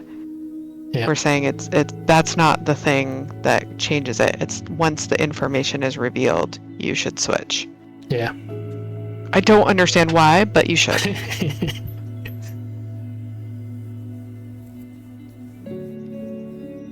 Like I do, but I also my folk statistics are so strong. I am wedded to it. I cannot accept what the doctor is telling me about what my actual disease is. And here's this, I think with this variation that we're talking about now, I think this makes the million door variant even more unintuitive, although maybe that's because I've always found it unintuitive, so I might be biased there. But like, let's say there's a million doors, you pick one, Monty Hall opens 999,998 of the other ones at random. He doesn't know where the car is. And it just so happens they all have goats. Is it better to switch or not? You know, like... And like, yeah, it doesn't. It's also not intuitive to me. Like maybe he found all those goats, all those adorable goats. Now I'm imagining almost a million goats, and like because I have the car, right? Yeah, just by random luck, it just so happens. Right. Like at that point, I think you're introducing a different. I think at that point though, you're conflating it with a different statistical analysis. Like you're thinking that each door that he opens is connected to the other, right? Like when people think, oh, I've flipped this coin 10 times, and it was heads every time, so tails is quote unquote due, which is another statistical bias that we have. We think those events are connected when they are completely. It's always 50% each time. Yeah. I think that when they say like, oh, he opened all those doors and all of them had goats, like obviously a car is due. I think that's why it feels intuitive to people, but that's wrong. No, the car is due in this case. It's like, not due. Yeah, because before there's gonna be there's 2 doors remaining, and one of them's gonna be a car and one of them's gonna be a goat. So like as you open more doors, eventually you're gonna get to the car. Like eventually you are. Yeah, which is not the case for a coin flip. It's not the case that eventually you'll get a well, no, that's not the right way to phrase it. I think it's I understand what you're saying. What I'm saying is out with replacement and without replacement out of a bag or a vase or whatever. I guess. Right. That might be better, but I think people are intuitively thinking, oh, there's such a good chance that the other door has the car now because he's opened all those doors. And I think they're honestly just replacing one piece of folk statistics with another piece of folk statistics and saying like, oh, obviously that makes sense. But I don't think it's an intuitive explanation for why the odds. What did they go to? You're like... it's 2/3 to switch. Yes, for the 3-door case. Right, and I think honestly people are hearing all those doors and thinking like, oh my god, I have to it's 100 to 1 that I need to switch, and they don't odds actually don't go to that. Hi Onibang, welcome in. Onibang has translated from French. Do you want to attempt it or? I will try. Let me go over there. I don't usually have my laptop sitting right next to me. Okay. CCL says it's unlikely, but that's a university right? Yeah, I'm saying because the situation you find yourself in is unlikely, that's part of what makes it unintuitive. Like you wouldn't expect yourself to be the situation where Monty Hall opens basically a million doors, all with goats, but he didn't know which one had the car and which one had the goats. Like, so because you're already in an unlikely situation, that's what makes it unintuitive. Poor Steph says only bad. Yeah, poor Steph, because I have a the sentiment of what the French text says. I cannot. I can't translate it for two reasons. One, I don't understand it. Two, of course, I have the parental blockages on it, and something is sexually explicit which one is in it blocking? French. The word after mon amour, ama something, Amy. Okay. Plantureuse. I don't know what it is, but it sounds dirty. Is that the only word that's blocked? Yeah. Because I thought more my flesh the stock would have been blocked. But what do I know about French? It probably didn't know that one. So you go ahead and translate. I, Nebu the Weeb, wants to avow my love to, and I don't know what plantureuse means either, to my Amy. Your little red dress makes my, and I don't know what for sure flesh the stock means, but it's like, I guess it's some sort of euphemism for penis. Euphemism, yeah. Rises. It makes mine rise, if you know what I mean. What is this Amy thing that's happening? If you are you watching on Twitch? Am I watching on Twitch? Watching what? The stream that we're on. Instead of on Discord. Oh God! What have you got going on there? So Luigi earlier has a redeem date with Amy, and when someone does that, we introduce Amy, which is this character here. Why do we do that? It's lore, I guess. Channel lore. Our lore? Yeah. Twitch Nebufugin's channel lore. Okay. She was a character in a video game about stock trading, actually, and she became a fan favorite, so I had to crop the image of her out of the game and introduce her as a redeem for the channel. It's hard for me to describe how old this just made me feel, but like, what? Busty is what Alibank says. Plantureuse is busty. I did not know that. Oh, fantastic. Oh, my stock arrow. So that's okay. I see. I don't know if that's how you would translate that in French, actually. Okay. I think stock might be translated as action, like action in French, but I'm not sure about that. Maybe a different kind of stock. Yeah. Okay, so you were playing a video game about stock trading. Stock trading, and this character was a stock trader? Here, Stonks 9800. This is the game. Sure, of course. Why not? And here's the character. See? Why is she trading stocks in that outfit? You can go on a day with her, is basically it. And see how she pontificates on how it's weird that we have to wear clothes. But that's dumb. Like, obviously, we lost our body hair because we wear clothes. Why is she an idiot? Maybe we didn't hire her for her Why brains. is she wearing that? Didn't we hire her so that she could trade stocks? Anyway, so okay, that's but what it's all about. Why is she wearing that on a date? Where are you dating her? I think Did you pay her money to go on this date with you? In retro Japan, I think is where you see this background here. This is what Japan looked like back in the 1980s, I guess. Fantastic. And she's a fan favorite, is she? Yep. Great. Sione is calling for you to get banned for bad-mouthing Amy. Fair. Speaking of, since we're on the topic of stock markets in Japan and all that, so it'll take a while for me to get you to this topic, so we're gonna do a little diversion here. Great.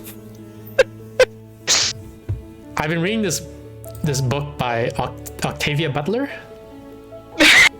Parable of the Sower, as Steph mentioned. Do you know what the book's about? Have you read it?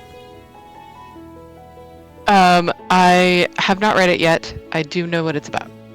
Okay. It's dystopian. Yeah, it's actually, so the reason I started reading it is because Seattle Public Library, I'm in Seattle. Seattle Public Library is like doing a book club thing, but for introverts. Like, Oh wow. it's basically like, everybody in Seattle, please read this book, but you don't have to actually meet up and talk about it or anything like that. just everybody in Seattle read this book. So like, okay, fine. fantastic. So I started reading the book. And it's very depressing.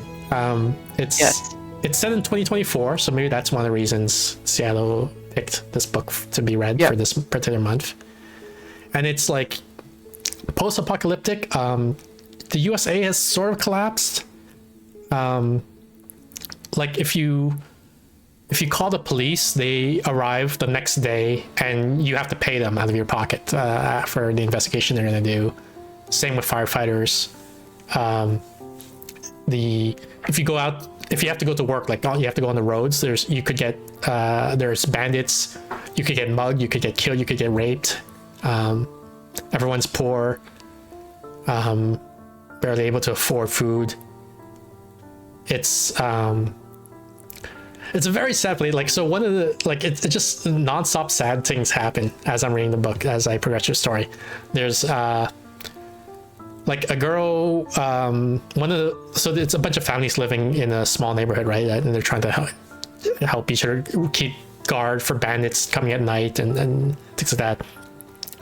One of the girls was 12 years old when she was raped by her uncle, gave birth to a baby. The baby's now 3 years old, but nobody in the family likes the baby. So she's just left alone, sitting on the dirt path, eating dirt off the ground, because what else is she can do all day? And the narrator sort of takes pity on her, and is like, you know what? Let me teach you the alphabet. So because a lot of people can't read in this town, but the narrator is one of the few people who can read and write. So he teaches the 3-year-old like the alphabet, and the kid this is the first time the kid had attention from anybody, so she immediately latches on to the narrator, follows her everywhere and stuff like that. And then like there's a gunfight and a stray bullet flies by and kills the 3-year-old kid.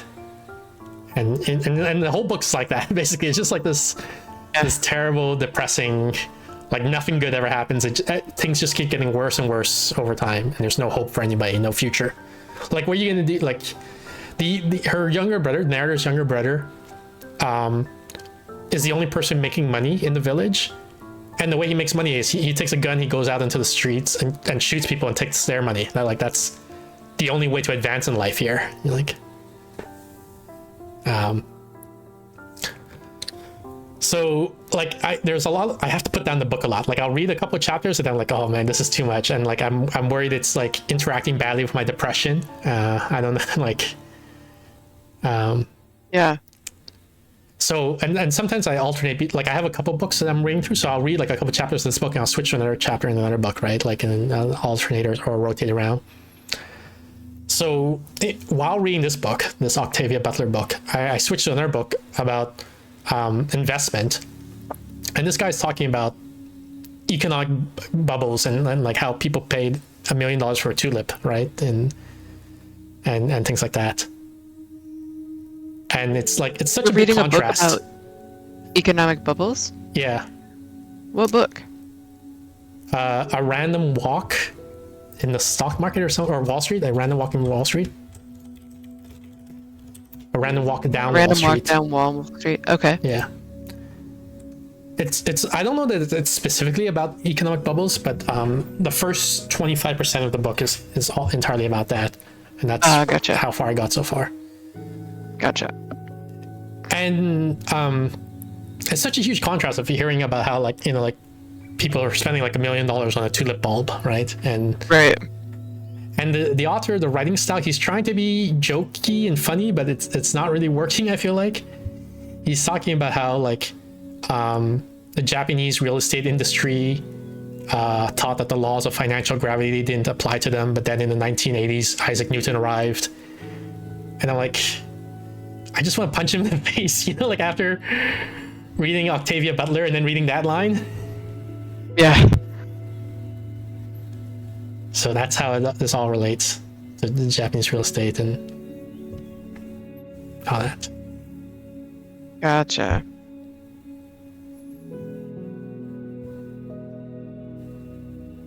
Juby says maybe that's why you had a dream about all the animals you killed. No, that came after. Yeah. Like first I had the dream, then I read the book. Only Bang redeems Steph, and then we discuss a topic of your choice, how amazing Amy is and how educated and beautiful she is. No bad mouthing. That means you, Steph. All right. I think you're gonna have to do most of the discussion. In the game, Stonks is the name of the game. Why is it called that? Because it's like Stonks, but it's a meme, right? Stonks. In what way? So I mean, wait, you don't know like when Bitcoin? No, not Bitcoin. GameStop. Dogecoin? Oh, GameStop. Okay. Like the big meme stock craze that happened recently, like 2 or 3 years ago. Yeah. People were calling stocks stonks. Why were they doing that? Because they were. Did Amy start this? No, I think they were trying to be intentionally unsophisticated presenting, like self-presenting as unsophisticated. Because there was a rivalry between like Reddit retail investors and the institutional investors like BlackRock or JP Morgan and things like that. Okay. Right. So then there was a lot of portrayal of the Reddit investors as apes, and they would put like screenshots of Planet of the Apes where they have the quote where the monkey says like apes together are strong, you know, implying that we should all band together to defeat the billionaires. Okay. And they call it So you're stonks and saying to the moon and so on. Yeah, okay. That Amy's outfit is actually a piece of ironic performance art. The fact that she looks and acts hypersexualized and stupid is a way of presenting herself as unintentionally unsophisticated, as a ironic commentary on stock trading. I don't think so. I don't think the connection goes that deep. I think that's what the Redditors were doing. And I don't know how much of it was like I think, you know, there was a couple of like people who were like doing this intentionally, and then like a bunch of followers who thought it was funny, right? And mimicked the stylistic tone. And then I think the author of the video game, Stonks, might be one of those like thought it was funny and mimicked the tone without going for a deeper social commentary. That's my impression. Which means that Amy is not a social commentary, I think. So it's less of a parable. Yeah. I see. Interesting.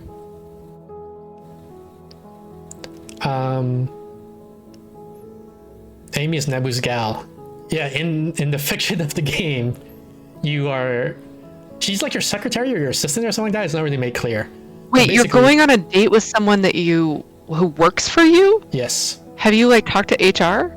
I think it's a 2-person company. Oh, Jesus. So she has to work for you and go out on a date with you. I think so. Okay.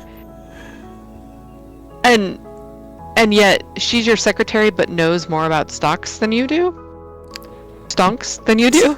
Probably, because I'm guessing most people who play the game don't know much about stocks or stonks. So yes, in that sense, yeah. She gives a tutorial, right? When you start the game. Good lord.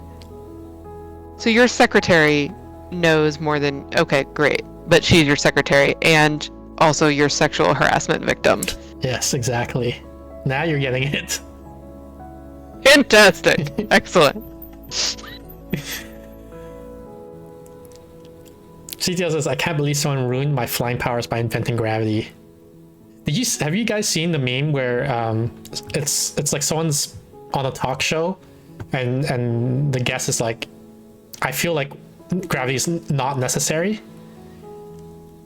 and the host is like, what do you mean? Like, and he's like, it's not necessary. Like, if it was never invented, nothing would change. And he said, what do you mean? Like, who invented it? It's like Isaac Newton or whoever. And Wow. It was the host or was the guest Amy? let me see if I can find it.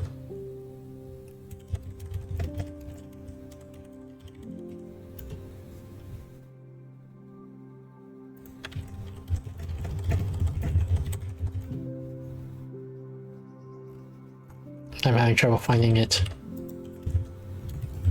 I recently met someone who thought that time zones don't apply on Sundays. That, like, you know how it's a different time in Seattle than it is in New York because of time zone But not differences, on Sunday. but not on Sundays. And that's why they held the Oscars on Sundays, so that we could all watch it at the same time. That makes sense. No, it doesn't, Amy. Oh, thanks to gravity. Yay! A But we personal anecdote. Can we just also say we don't actually need gravity? Like, we actually don't need it. What do you mean that we don't need gravity? What if it was never invented? Invented by who? Sir Isaac Newton. Isaac Newton created gravity. Who created gravity, babe? Dan. What do you mean we don't invent need gravity? gravity. I'm curious about that We just statement. don't need it. But like, what do you mean? The moon doesn't have gravity. It does. Literally don't know what you're talking about. Like, Oh, I'm okay. literally checked out of this conversation. Who cares about space and gravity? Literally, who does though? Who cares? We don't need gravity. I have no interest in gravity. I just feel like it's important to understand the world you live in. That you have to know what gravity is. Okay, well, you should know Sutton Foster, and you don't know her, so what? You're right. Musical theater icon legend. I feel like gravity has more relevance in our daily life Oh than my God. all Where's about. Gravity's award show. Like nobody cares. No one's I giving out can't awards believe for this gravity. conversation about I gravity. can't believe you're such a nerd that you care this much about gravity. Nobody cares. I don't care. Audience doesn't care. Nobody in this room cares. I'm Wow. over this. Okay, let's go ahead. Oh my God. Let's burn. We're almost there. Yeah. We're almost Okay, there. the hour's almost up. Thank God.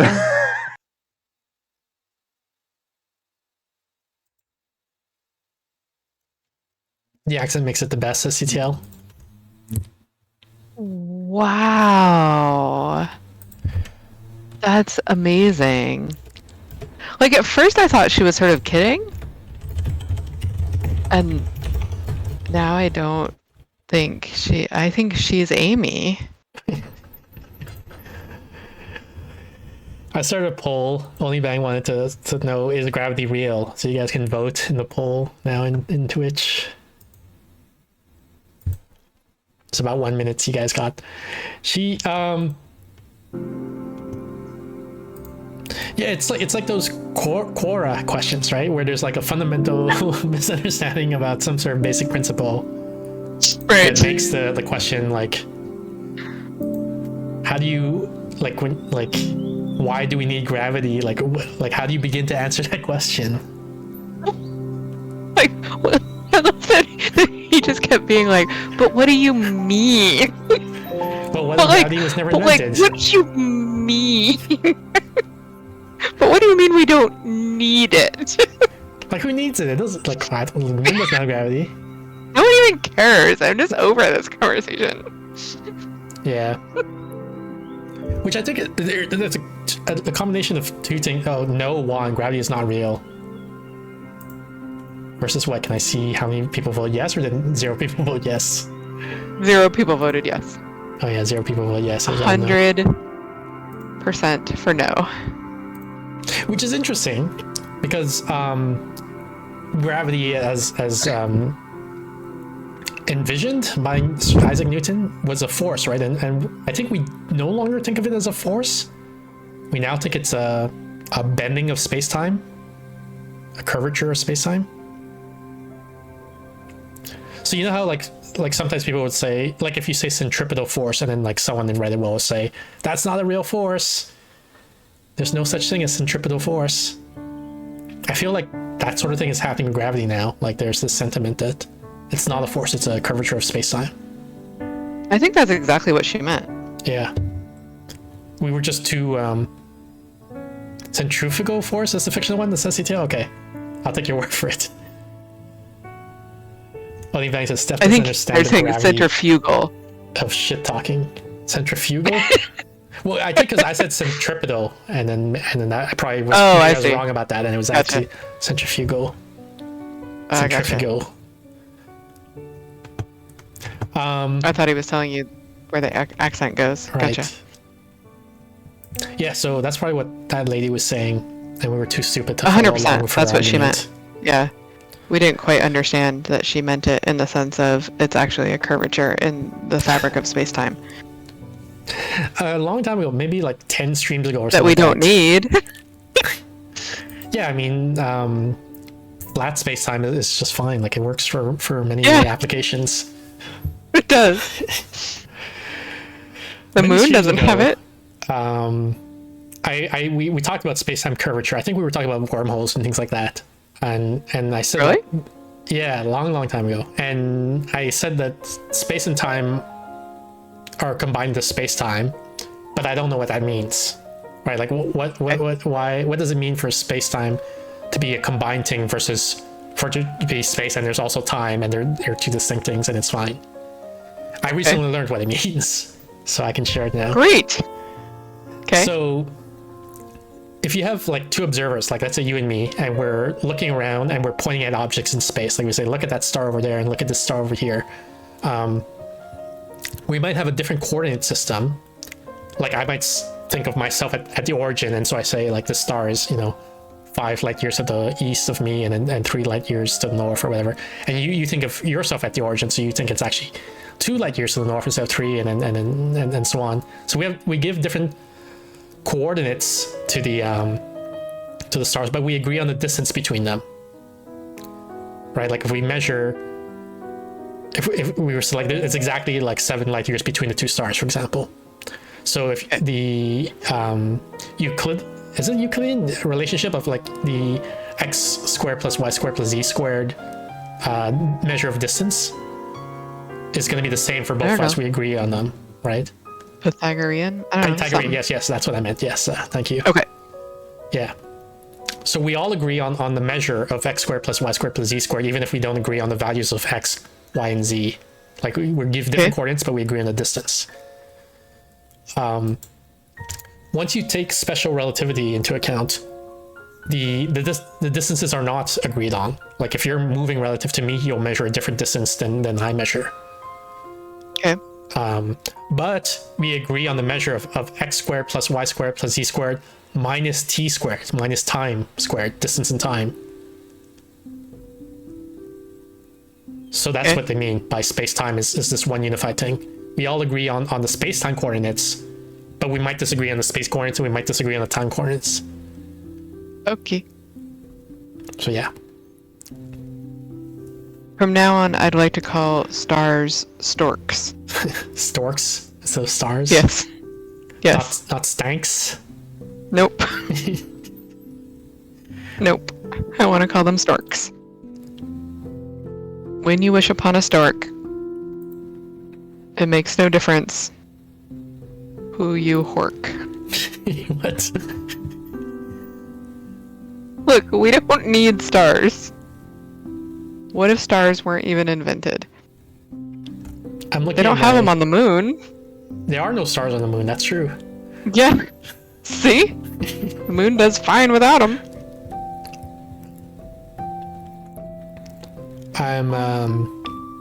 I'm looking at my notes, and I just checked notes, and it's about 3 body problem again. And I wrote down that I like some of the parallels in between. So in the story, there's like aliens are gonna come to Earth, and there's a faction of humans who are like, humanity is shit, so let's invite the humans to invade Earth and make it better. And I think that's part of like the Silent Springs thing, where like humans are destroying the environment and all of that. Gotcha. And so I thought it was interesting to think about the parallels of that because when I went online to read reviews of Tree by Prom, I saw some people were saying like, why does the author assume that all humans are going to side with the aliens, or like who would be so self-destructive, like the intellectuals in particular? Why would the academics all be like, humanity is doomed, let's let the aliens take over? So the parallels between that and this idea of like, there is a faction who are like, AI is going to destroy all of humanity, but that's a good thing. Yeah. Because the AIs are going to be superior to us. Right. That's true. There are some people like that. So people might have been like people who wrote reviews for Tweet by Palm was like, oh, this is unrealistic. Humans aren't like that, right? But they are like that. I think there are most humans are like that. There are humans like that, but not a lot, I don't think. I think it's a surprising amount of people who are in favor of AI destroying humans and like, I don't know how much of that is like being an edgelord type of thing. Surprising amount of humans. Well, I guess there's this problem of What number bias would sampling. surprise you? Yeah. Because like I'm talking about like on Twitter, for example, right? So you're talking about like, it's gonna be weird people, like meaning Western, educated, sure, rich, democratic, and just like, so you look at everyone who's talking about AI, and then like, let's say, I think it's fair to say 10% of them are like, of the people who are tweeting about AI are like, yeah, let's let the AIs come and kill us all. And that 10% sounds like a huge amount to me, like of who would be into that. Okay, gotcha. But you recognize that some of those are just being edgy. Yeah. Edgy-ish. Yeah. I think that's like, it's a small percentage of a really biased sample. So Right.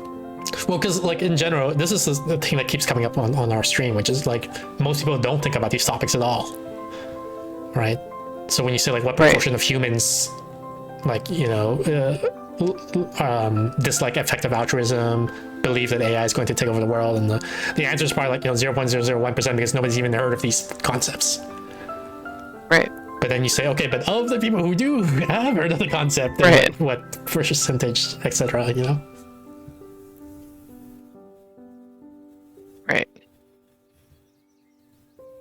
I read recently that the percent of people who say that they think astrology is very scientific or sort of scientific is like going up wildly. Like, it used to be only like 25% of people, but now I know, which is already like a lot, right? But I've heard that it's like now like 57% or something like that. That's what? Sorry. Like 57% or something like that. Dang. Who think it like might be kind of scientific. Yeah.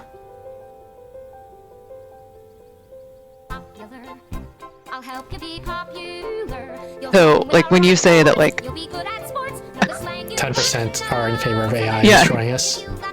Right. Just at least it's not as much as astrology. Hey, Quirky Quacker. How's it going? Welcome in. How was Undertale? It's Quirky Quacker's birthday today, I believe. And Steph, we all know how you feel about birthdays. Yep. I love them almost as much as I love goats. There you go. Which is a lot. More than cars, apparently. Yeah, more than cars. I love birthdays and goats more than cars. It's correct. I don't love anything as much as Ani Bang loves Amy, but goats are the goats, says Quirky Quacker. Yeah. So Jubilee and Oni Bang have posted some clips, and I think they want me to look at them. So let's take a look. From now on, I'd like to call stars storks. Storks? So stars? Yes. Yes. Not stanks? Nope. Nope. I want to call them storks. When you wish upon a stork, it makes no difference who you hork. Still makes me laugh. Look, we don't need stars. What if stars weren't even invented? I'm looking They don't at have my- them on the moon. There are no stars on the moon. That's true. Yeah. See? The moon does fine without them. All right, Jubilee's clip now. Here's Only From Bang's now on, clip. I'd like to Give call me a second. stars storks. Storks. Oh, this clip. Okay. God damn it.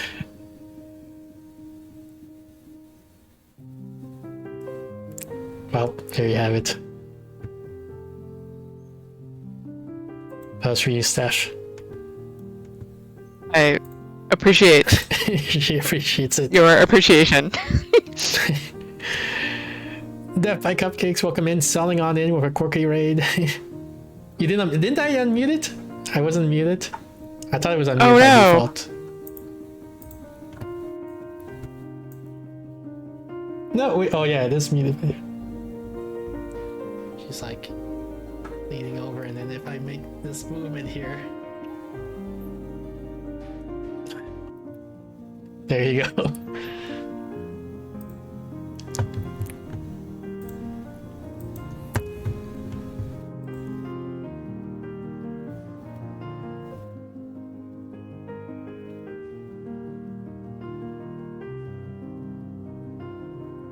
Oh yeah, the other thing, okay, I'm looking at my notes again for 3 body prom. The other thing, one thing I didn't like that was realistic is, so like the aliens are sending a signal, and then you get the signal like via your satellite dish, right? But then the radical humans who are like, yeah, let's get the agent, the aliens to invade us, sends back a signal saying like, you know, like I want to help you invade us or whatever. Like this is like the radar technician who did this, not like the US government who owns the radar. And I'm like, why does the radar technician have the capability to send back a signal? Like that seems like that would be very tightly controlled. That does feel like an oversight. Like it's supposed to be a read-only thing, right? And then it would take like a different capacity to send But signal to be back fair, out. it sounds like what you were saying is that humans have ruined everything. So maybe this is a good example. Yeah. Maybe this is why the elites were like, oh, we're doomed. Everybody's making really terrible decisions. Like eliminating gravity Yeah. and inventing it. Did you, so you're not sure if you liked the book? Or you liked some things? I like some things. I gave it a 3 out of 5 stars in the end. To be fair, you give everything a 3 out of 5 stars, so I was trying to get some more nuance as to what was behind your rating. There's some fun stuff in the book. But like the science was not realistic to me. Gotcha. The science, it was not real, but also the behavior of the scientists was not realistic. You know, we talked about last time when the physicists found something that contradicted the laws of physics, and in the book they were like, oh god, physics is wrong, physics is fake, and then they killed themselves, right? Whereas I'm like, right, what they would do is they would publish and then get the Nobel Prize for showing that physics is wrong. Right. So there was a bunch of stuff where I was like, yeah, that's not what would happen. I don't believe this. This suspension of disbelief, but it was okay. It was entertaining. I'm not gonna bother to read the. It's a 3-book series, so I read the first book. I'm not gonna bother reading the second or third book. I don't know if I'll watch the Netflix series or not. Probably not. I might, like, incidentally if it happens, but I'm not gonna go seek out watching the Netflix series. Which I heard anyway. Parable of the Sower.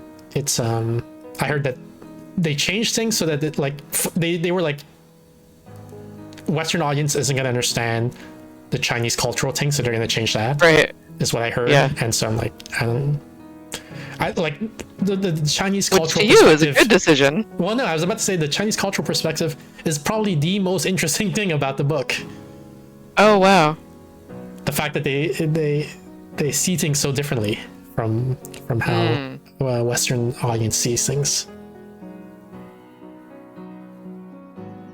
The Parable of the Sower was originally going to be part of a 5-book series, I think. Okay. But Octavia Butler only wrote one of the sequels, and then she died. Yeah. Or one of the follow-up books. Yeah. That's why. So maybe that's also partly why it's so depressing, is that it was meant to be sort of like the depressing beginning. Well, in the book I have, there's a foreword written by some rando, as far as I know. I don't know. Maybe it's another maybe it's another author or something like that. But basically, they were saying like how there's no. They just got that woman who doesn't believe that we need gravity. Yeah. Well, so the person said that there's not enough black heroes in science fiction. Like whenever you watch Star Trek, Star Wars, like the heroes are white people, right? And maybe there's a black sidekick, but often there's like no black people at all. And then so there's this question of like, so where do I fit in? Like if you were a black person, you would say like, where do I fit into the future? What's my place there? And and they were saying, because the character, the narrator, the protagonist in the Octavia Butler book is a black woman, and so I guess I had the sense I haven't read anything else by Octavia Butler, but based on what this foreword was saying, is it sounds like she's famous for having black female protagonists in her novels. She's a famous black author who wrote about black protagonists, correct. Yeah. I didn't really think of the book, like, again, I haven't read it, but I'm familiar with the story and I've heard a lot about it. But like hero seems maybe, I guess, the main character. Yeah, protagonist. Like so that's exactly it. Like when I read, because like if you read like Star Wars or watch Star Wars, I guess it's like it's a white guy who goes saves the world, right? And like takes down the Empire. In this one, and it's like it's a black woman, and terrible things happen to her the whole time. Yeah, you there's no hope. Like there's no way you're getting out of this, and just your family dies, you're kicked out of your home, everything bad happens, and it just gets worse and worse. Right. And so like that's a different perspective, right? Like it's a completely different experience reading this type of fiction versus that type of fiction. Yeah.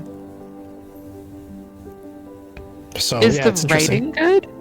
Is the writing good? Yeah, I like it a lot actually. I'm leaning towards 5 out of 5. I'm about 60% of the way of the book. And we'll see how I feel towards the end. Gotcha. What do you like about it? So emotionally poignant, like it. These problems, they truly do feel hopeless in the way that like, oh, Darth Vader is gonna come and kill us all. You know, like in some sense that's hopeless, but it doesn't feel as hopeless. Like because it's like Darth Vader is like a person, you can go and kill them, right? But like systematic racism isn't like, you can't just go and kill that, and then it feels like a much more intractable problem. Like. Mm-hmm.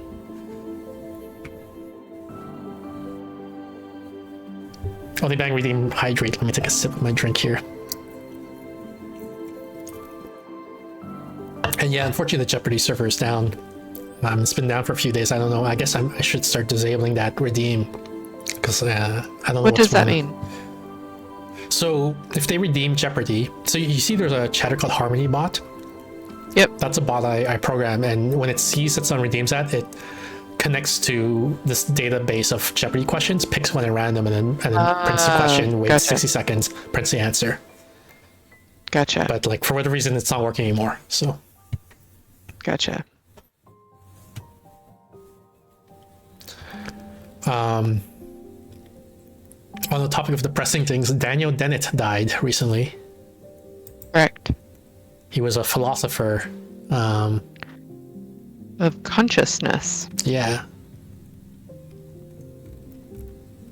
How do you feel about a little sad that? I mean, like it sucks, but I think one of the things I'm feeling is like owed, because like all the people who were alive when I was a kid are now dead. Like You've reached that age. Yeah. I see. Yeah.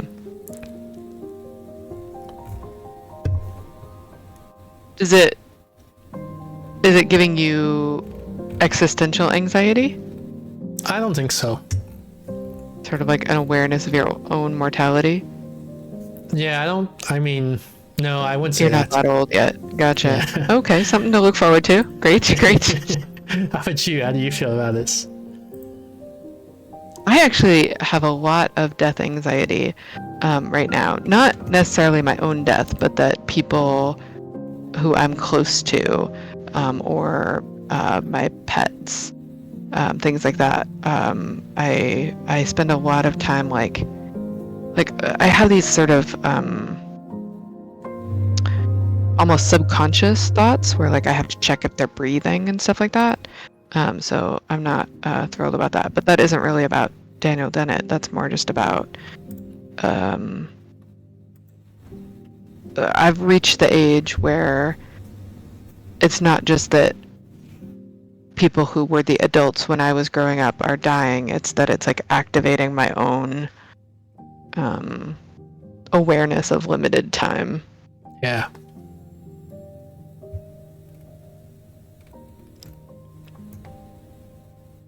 I haven't read a lot of Dennett. Do you have something you'd recommend? No. He's like, I read some of his stuff, and they were fine. Like but they weren't like groundbreaking in my opinion. He's like, maybe my standards are too high, right? Like, he's better than a lot, but not enough that I would say go out and go read him because like it'll change your life or something like that. It's just like a lot of philosophers are like quote unquote dumb, like they say nonsense that just like Amy levels. Like gravity. Why do we need gravity? Yeah, gotcha. You said enigma of reason last time. You said I did. this, and then we were supposed to talk about that, but I don't know anything about beyond that label. Should we save that for next time? Okay. You Is it can going to take a come to while? class more prepared. Well, I thought you were going to tell me about it. I thought I intentionally did not prepare about it. Should I prepare for it next time? No, I just think I should better prepare. Oh, you should for prepare. it. Okay. Yeah. But like, it works all right if we're both stumbling our way through something that we haven't refreshed ourselves on in a while. I know absolutely nothing about the topic. So Right, I'm gonna be exactly. sitting So here I have to listening know you. it Yeah. really solid.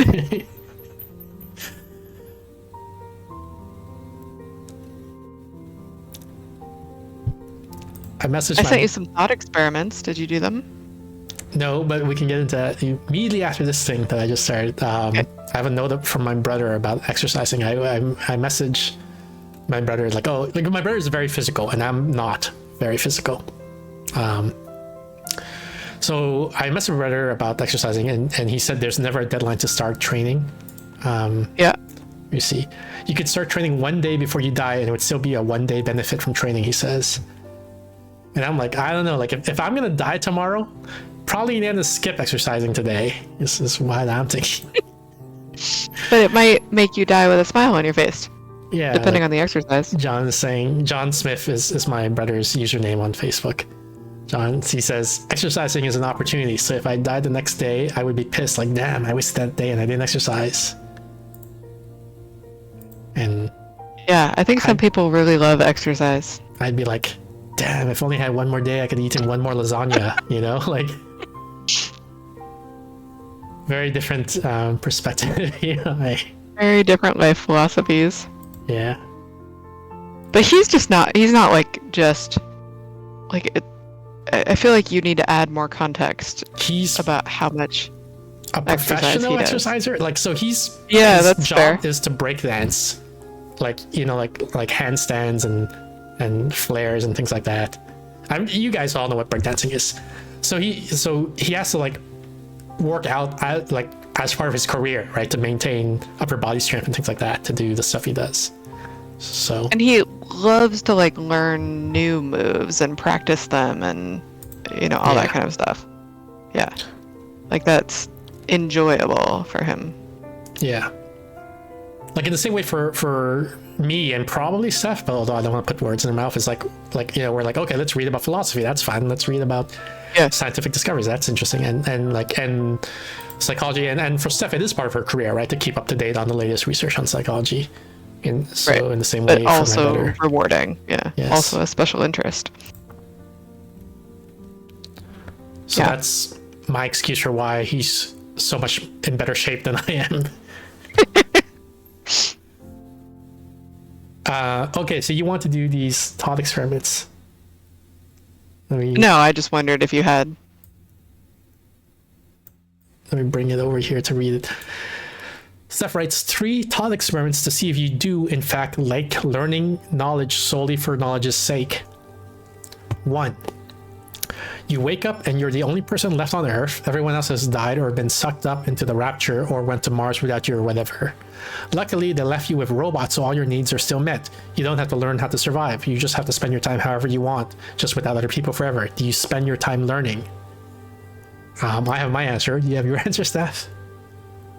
I was just curious. I was curious. So it's just me? So what we were talking about last time was whether or not whether or not one can actually like learning for learning's sake, or whether it's actually something that we do to gain cultural capital that sort of acquires a positive value on the way there, sort of like how we all like money now. Like it feels good to earn money, or even to win money or find money, and it's not because you love pieces of cotton that are dyed green or whatever color they are in your country.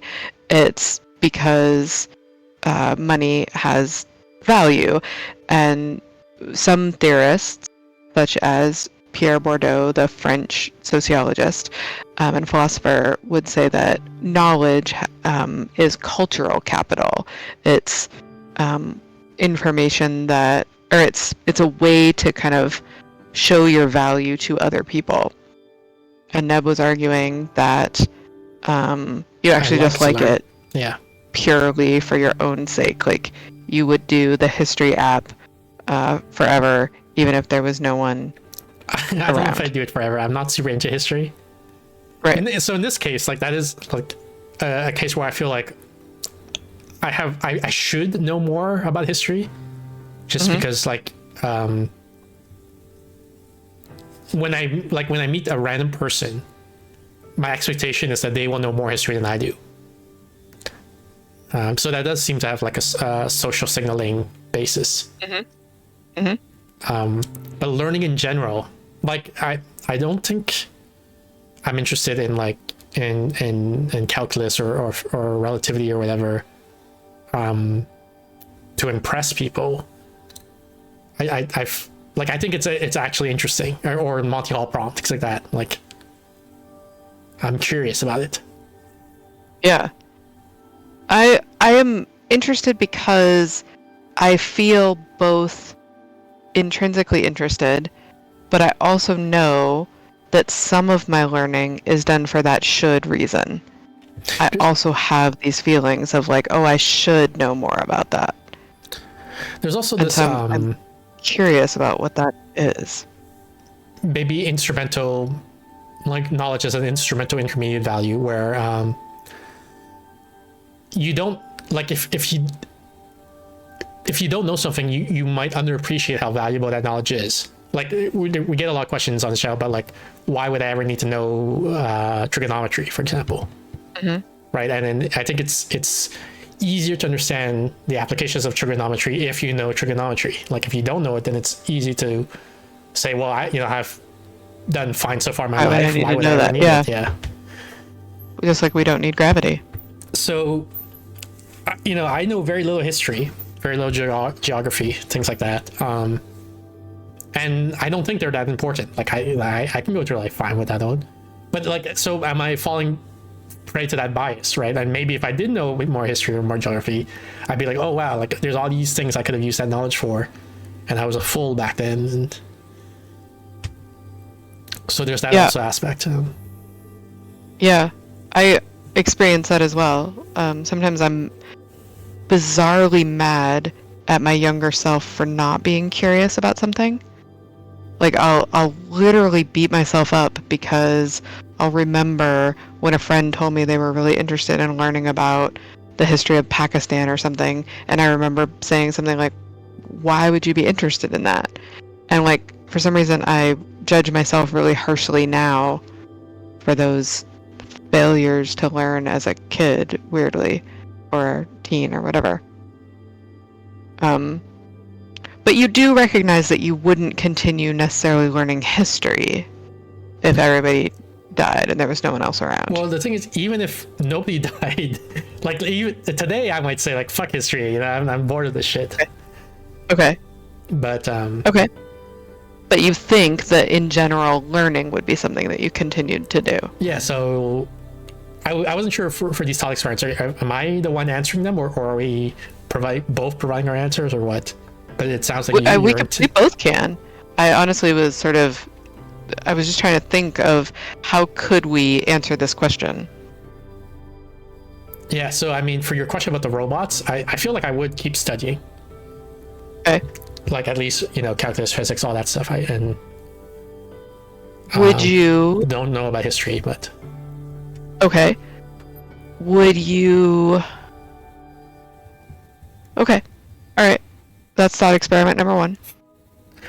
Would you read the parable of the sower? Yeah, probably. Because it's like, it's entertainment, right? Like, and it's not even learning knowledge. Although it is like a shifting of perspective, which is also, I guess, a form of knowledge. It's hard to quantify. It's not like, it's not the type of thing where you expect like on the flashcard, you know it, or you get quizzed, and then like now I can test that I know this. Right. It's more it's much more abstract. It's like, because I've been exposed to more perspectives, probably I will be better able to reason about things that are out of my standard distribution of problems I face. But like, now you don't have any problems anymore in this thought experiment. So, well, I mean, like, I'm thinking of the lady who's like, who needs gravity, right? Like, it's who needs general relativity? I'm not facing any problems because of general relativity, but I'm still like, I encounter quote unquote the problem of general relativity, like, and like a math equation to solve, and I can't solve it. I don't understand the math, so I'm like, okay, let me study, and then I'll understand it. Yeah, but I still think there might be an element somewhere deep in your programming of like, this may make me more valuable to the tribe. But these are thought experiments, so I was about to say, I don't think can be disentangled, although I guess your goal with these thought experiments is to disentangle them. Like, people will have evolved to like doing things that would have made them more survivable. Correct. But that doesn't mean they don't actually like them. It's not like it's a fake like. No, they truly do like it, the things that they like. So I think that's what's going on here, right? Like, maybe there's a survival evolutionary pressure to know things, and therefore to like to know things, and so I like to know things. Okay. Number 2 What's says, that experiment number 2? Yeah, you wake up and everyone else got a vaccine that somehow implanted all available knowledge into them. You, perhaps due to your vaccine hesitancy, did not get the upgrade, so you are the only one left who doesn't know everything. No one really notices that you're the only one who doesn't know what they know, because they think of their knowledge as stuff everyone knows. They don't question others to see if they know it. So you're not embarrassed or shunned or anything like that. Life pretty much goes on as before for you. Do you spend your time learning all the stuff everyone else got in the vaccine, or do you instead do something else, such as trying to think of creative ways to leverage your status as the only not knower left in the world? Yeah, this one's very difficult for me. I think... Excellent. That's a good thought experiment, right? To come up with something that is difficult. Like, it's not much of an experiment if the person's like, your scenario's dumb. Remember when I gave you this thought experiment where I said, like, do you play the game where we flip a bias coin, so 99.99% of the time you get $1 million, and 0.001% of the time you lose $1? Would you play it? And you're like, yeah, I would play that. Kind of, yeah. And I was like, yeah, good talk experiment, right? Good job. Good job. Yep. All right. So what are your thoughts on this one? Yeah. So my main, like, the thing I would strive towards, which doesn't seem to be an option you listed, is I would say, like, let me get that vaccine, you know? Right. But for some reason, I But can't get the it's vaccine, gone now. which is weird. You can't like- get the vaccine. You can't get it. It's gone. Your chance is up. And so I think I would do both. They just figured everybody got it, so Yeah, now which- they threw out the rest. No, but like, it doesn't make sense. Like, which is why it's hard for me to, like, Imagine it's a 3-body problem. yeah, Just I'm trying to take it seriously, but it's difficult, right? Like, it's difficult for me Okay. to say what would I really do, because I have a trouble imagining what the world would be like, so that this would be a consistent, you know, explanation of what the world is like now. But I'm trying, and I think I would do a combination of what you said. Like, I would. Okay, so for some reason I can't get the vaccine, so I guess I have to. If I want to know something, I still have to learn it, like the old way.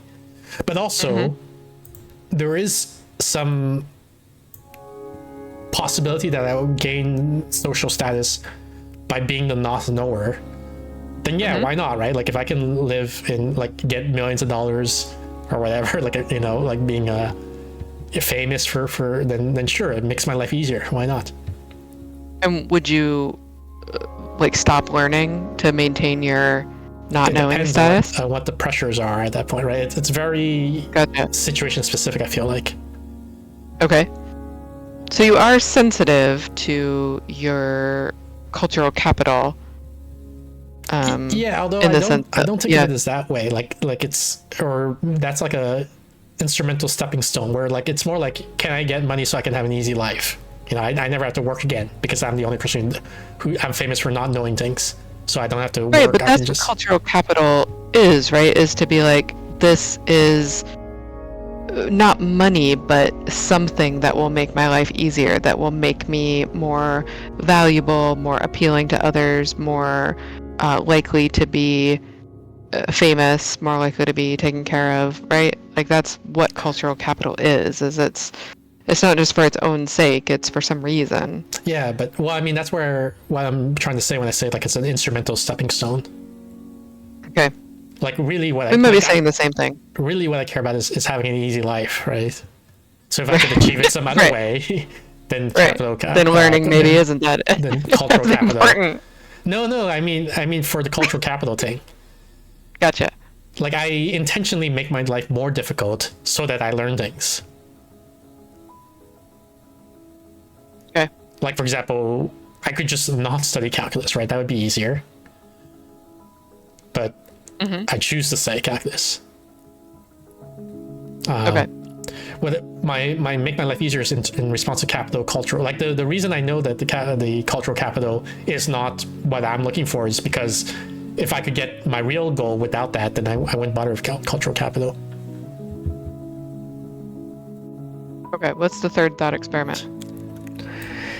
It says, you wake up and everyone else got a vaccine that had a horrible side effect. Everyone lost the ability to tell the truth from fiction. No one can assess if something is, in fact, right about some fact or piece of history or formula. They've lost the ability to check citations or evaluate the likely veracity of sources or use a resource like a calculator, computer, AI to check work or to reason from first principles. They can tell if, say, they've built a bridge according to the wrong plans and the bridge doesn't work, but they can't tell beforehand if the plan will work or not because they can't tell when the math or engineering is right or wrong. You, because you didn't take the vaccine, are the only one who knows how to check something for likely accuracy. Do you spend your time learning stuff that no one besides you will ever know is true, or do you do something else, such as try to leverage your status as the only true verifier left in the world? This is easier than the second one in the sense that my goal isn't to do this third option that you haven't offered, but it is still like a bit of both. Like, You're cheating? well, like, because if you're asking, like, you know, what in fact will I do, like, you know, then the answer is I'm going to do multiple things in my life, right? And some of it is going to be learning stuff, and some of it is leveraging my status. And leveraging my status is like an even stranger way to put it for scenario 3 than it is for scenario 2 in in my mind. Because here, like this is almost dystopian. Like if nobody knows anything anymore, I'm the only. It is like, dystopian, absolutely. I'm the only adult in the room now, and I'm responsible for all humanity, like babysitting everyone. Like that is Right, terrible. money has become worthless, basically, right? Except it's knowledge. Knowledge has become worthless. So your capital is now worthless. Do you still try to acquire your capital? But I or don't do think you... it's worthless. Like I think it's It even has more become important. worthless as a currency, right? Sure. Like cultural capital, like what I'm trying to do is, with these thought experiments, is take out the capital part of it. So you're still gaining knowledge, but the knowledge is now not socially worthwhile, right? Yeah, like to I'm me, trying to that's- think of thought experiments that would make it so that, kind of like the idea that money no longer has any value. Do you still keep a bunch of money around? Do you still work to get salary, even though, money doesn't exist money anymore. doesn't have it, right? I'm trying to think of thought experiments that can Yeah. disentangle these in some way, and I recognize that they're not very realistic, but thought experiments usually aren't. I'm also not throwing a man off of a train. I'm not throwing him in front of a trolley. Excuse Yeah. me. Let me fill out the rest of that analogy, because otherwise it just sounds weird. Not throwing a guy off a train because gravity doesn't exist. So I don't know if this answers your question, but like I would keep learning because I think it's useful, even ignoring the social capital part. Interesting. And it's even more useful now. I'm the only one who can like figure things out now. Like I'm But responsible like, would you for all learn? of society. Would you learn knowledge, or would you learn? I guess I'm trying to do like, would you learn theory, or would you learn science or engineering? In this case, I You know have what to I learn mean? engineering. Like I feel it's the Right. highest priority. Right. If like so then you get into things like, now imagine you're immortal, so you have all the time in the world, and then like eventually I'll get the theory if that happens. Right. But realistically, like if I only have decades to live, I'm like, okay, so I better focus on engineering because no one else is because it's necessary for society and no one else is gonna be able to do it. Right. And what's interesting to me is I also feel that shift. I'm naturally more interested in theory than I am in the pragmatics. Like I'm more interested in science than engineering. Like often, like I love science stuff, and then you get to like infrastructure and it's like how solar panels work, and I'm like, oh my god, I have to go shoot myself in the head to finish this conversation, right? Like I just my brain isn't that interested in it. And then when I do that science experiment, all of a sudden I'm like, well, I'd have to learn engineering, and I actually can almost feel my interests change a little bit. Like I'm not like, oh, and that would make me want to kill myself every day. I can kind of feel this almost like pull, and I'm wondering if for me there's some level of, like, obviously it's life-saving, but I think there also might be some cultural capital that's shifting my preferences a little bit. Of like, what I learn would be more rewarding if it were engineering. And I think that actually might be changing my preference. To me, it seems like there's A little like we can intrinsically feel in ourselves a desire for something, and then for some reason you're saying cultural capital, like, and whereas I don't have that instinct of saying therefore it must be cultural. I feel like you can just want something, and it's not necessarily an indication of capital cultural. Except I can feel my preferences changing. Do you not feel your preference change a little bit with that thought experiment? I don't know if I feel what you're feeling. Yeah. I do feel like a And you shift might in not. priority. Like I'm like A shift in priority. Yeah, in the sense that, like, let's say I don't know, like I'm in the middle of nowhere, I get bitten by a snake, and I can make one Google search, right? My Google search isn't going to be like general relativity. It's going to be like, They're going to be like interesting snake facts. yeah, it's going to be like, yeah, how do I, so there's this, Yeah. there's a sense of like, it's almost irrelevant what do I like to learn, whether or not I like to learn in that situation, because it's more of an immediate disaster, like this dystopia a problem I have to solve now. Like, it's not about interest in learning anymore at that point. Okay.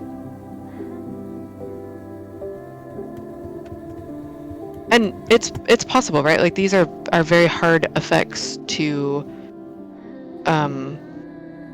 separate out. And I'm trying some thought experiments to see if we can. Yeah. And these were just ones for me that made me think, oh, that's interesting. I can kind of feel my preferences maybe changing a little bit. And I'm trying to separate out some of the things you're talking about, like, what would be the priority in those moments. And I tried to take out your survival needs, your some urgency, that kind of stuff, to see if I could really dissociate them. And it sounds like I was not wildly successful, but maybe more successful than you expected. Well, I don't know if I had expectations about your Yay, success. me! So. Well, I'm pretending that I did a good job, so. Yeah, not saying you didn't do a good job. I'm just saying. Thank you. That is the nicest thing anyone's ever said to me. It seems like you're expecting me to be in a certain mindset for this before, like, even approaching these thought experiments, and I wasn't in that mindset at all. I was just literally like, here are some questions, I'm going to answer the questions. Whereas you were thinking like, oh, he's going to judge how good these questions are at eliciting the meaning that I'm trying to find, which I wasn't spending any neuronal effort at making that judgment at all,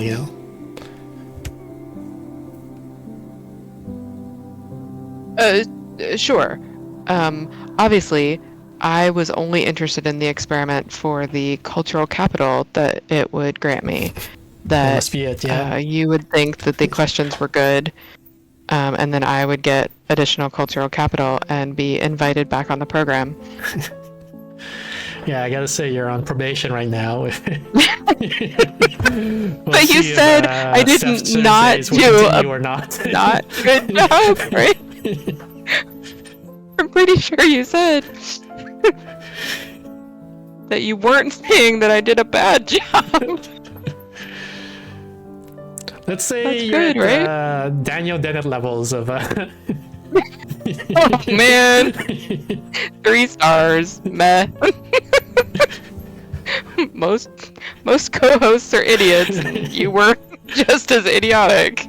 There's been worse. Fantastic. Let me show this. All right, this thanks graph. for playing.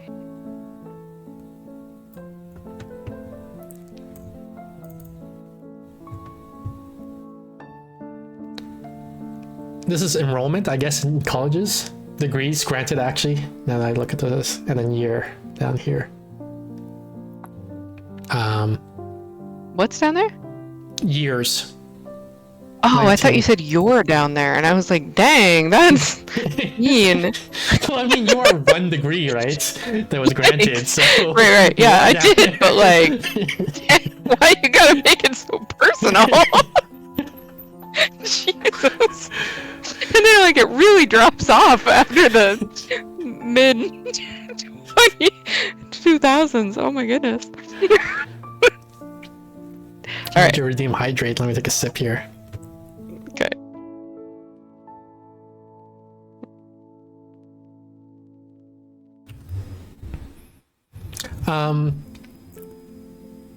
Humanities is dying. I think Yeah. people were saying humanities is dying for a long time. But And it now wasn't they're true right. until now. Right. Now it's true. But as you Right. can see, like back then, it was still going up. Yep. So, what do you make of this? What should we do? Is this a problem? I am fascinated by this question, actually. I read a lot of higher education research. We were kind of talking about all the education research I read. just recently, and I'm not really in the field of education, so it's more just like an interest. I'm interested in what what the like the idea of a Western canon, for example, the idea of a well-rounded education, the idea of what everyone should collectively know and whether there's value in that, even though by definition that's going to mean making choices about what everyone knows. Is there value in science rather than engineering, right? Is there value in just sort of knowing stuff relative to knowing skills, right? I find it so fascinating. On the one hand, I really lament that we as a culture don't have a shared knowledge base as much anymore, and that the one that we have is kind of dying, because I do think there are advantages in that. But at the same time, I also know that it's exclusionary. Like by defining a canon or defining what everyone should know, you're going to leave out other knowledge, and so you're at risk of creating a Western canon that's white and heteronormative and neurotypical and all of that. And also, I know that my own education was not amazing, and that I'm sort of nostalgic maybe for something that hasn't ever existed. I don't know. What do you make of it? I don't think I have a good understanding of what humanities is. Like, I don't know if it's a stereotype, is like, if you were born into a rich family, you studied humanities so that you could get an MBA and then own a company.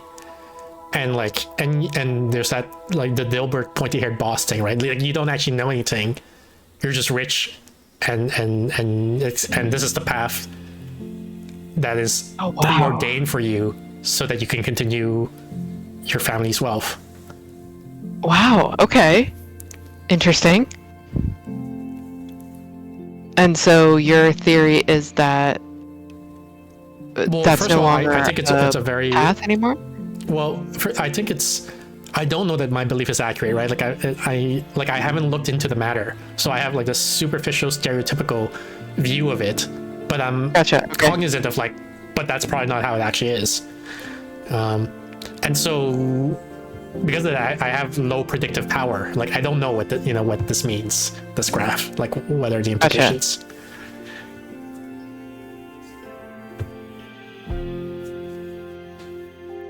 So you were interested in this graph despite not knowing what it is. Yes. Okay. Like pandas, right? Yeah. All right. Great. I'm actually surprised that science has gone. It seems to be skyrocketing. Note that the axis doesn't start at 0, the y-axis, but it looks like it's just going up and up and up. And my impression was, I thought science was actually plateauing a bit. CS I did think was going up, but I also I'm worried that I don't know how relevant CS is going to be in like 20 years. Yeah. Because of AI. Right. It's one of those weird things, like when people before the 2000s, let's say, people were like, what is AI going to do? And people were thinking like, oh, repetitive work, right? Like factory line, assembly line type stuff. And then all of that's going to be automated. And then like humans are going to be free to write music, paint and things like that. And then, so what does in real life AI do? It writes music and it paints. Right. And also frees us up for repetitive tasks. And also it's like it's taking over software engineering. Like the only AI that does real work today is Devin, which is a software engineer, an artificial software engineer. Like, we don't have artificial accountants yet, or artificial lawyers or things like that, right? We have artificial software engineers. So it's like this complete reversal of expectation. I feel like. Yeah. I have a graph for you. I wonder if I can find where I saved it.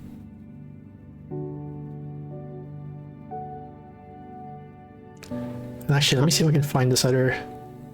Yeah, So I something want to follow else. up with this thing. While we're on this topic. So I'll read all the text here. It says, when referencing art, ... and there's a bunch of arts here. On the left, it says humans use them as inspiration. AI uses them as samples. Without references, humans can still visualize ideas, but AI cannot. Both benefit from references, but AI depends on them. AI doesn't learn from art. It manipulates art beyond recognition as a deception to appear new. Without consent or compensation to original artists, AI art is theft. So this is a topic, Wow. Steph, you and I have talked about a couple of times. We have, And, yes. I'm pro AI. I think, Steph, you're sort of anti AI in this domain. I am ambivalent. And so I don't want to settle like the overall argument of saying like, you know, like AI is a net good for art or AI is a net bad for art or whatever. Popular.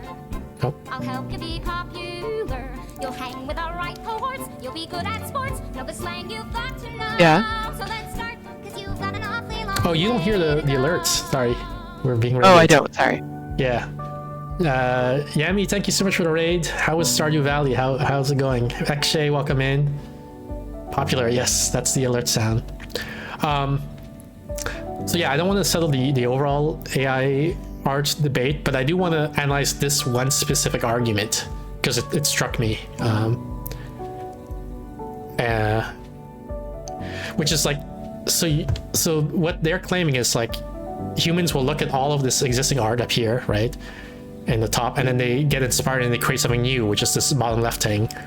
Whereas AI will look at that and then it's sort of like copy and paste things, and then you see this like the pearl earring and Mona Lisa and Starry Night, and that's their argument, that's their claim, right? But when I look at this, which one looks like it was generated by AI, and which one looks like it was generated by a human?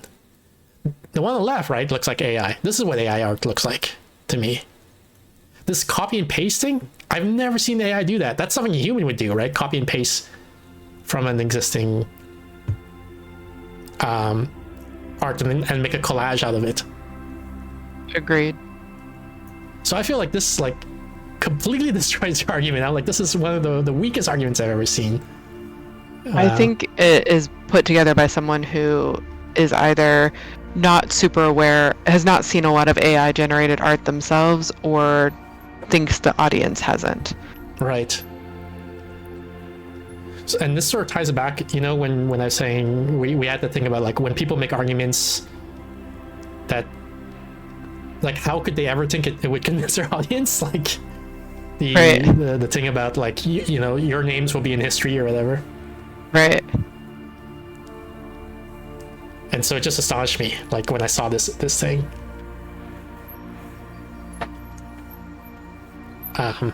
But yeah, so you said you were getting a graph to show us.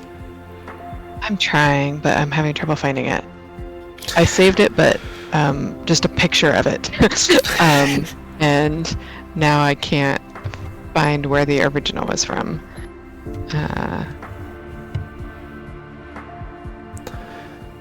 Yami says, fun, very productive, nice. Did you set up some goals for yourself, I think, in Stardew, right? Did you achieve all your goals, or what goals did you go for, and what did you achieve? We are just talking about random topics here with Steph, doing some just chatting. Just talking about randoms.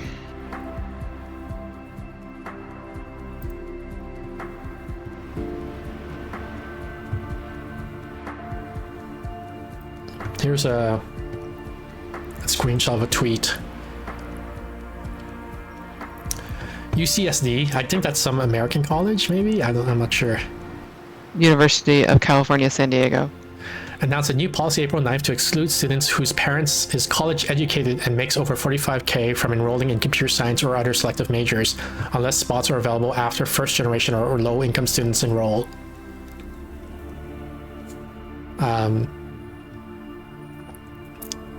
This touches on a little bit, I think it was last stream, you and I, Steph, we talked about like the rich kids are going to be okay, they're going to have opportunities. But I don't know how prestigious a university this one is. But here's an example where they're saying like, we're not going to let the rich students enroll necessarily. What do you make of that? I'm sort of doing this open-ended discussion thing where I don't have a specific point I'm trying to make or anything like that. I think they're responding to the same thing that we were responding to, right? So you think this is That like I was an mentioning, altruism yeah. thing where they're saying here's a problem in the world and here's our attempt to solve it? I think this is a affirmative action type solution. Seems plausible. What is first generation meaning this is the first generation to enroll in college? Yeah. So, I mean, because this is the only, as far as I know, the only university doing this, we still think the rich kids are going to be okay. They can just apply to a different college and they'll be fine. Right, or they could just learn coding in their spare time and be a humanities, right? Like, and carry on their legacy, right? The rich kids will be fine even at UCSD. You're saying even if they don't get if we don't let them study computer science, they'll be fine because they can just receive a corporation, become the new owner of a corporation or whatever. Yeah, for example. Yeah, I mean, it's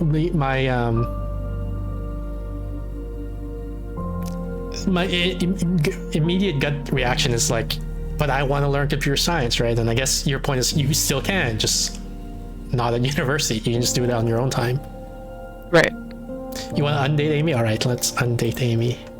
Jubilee redeemed. Double redeem Amy, I guess. To undate her. There we go. Oops.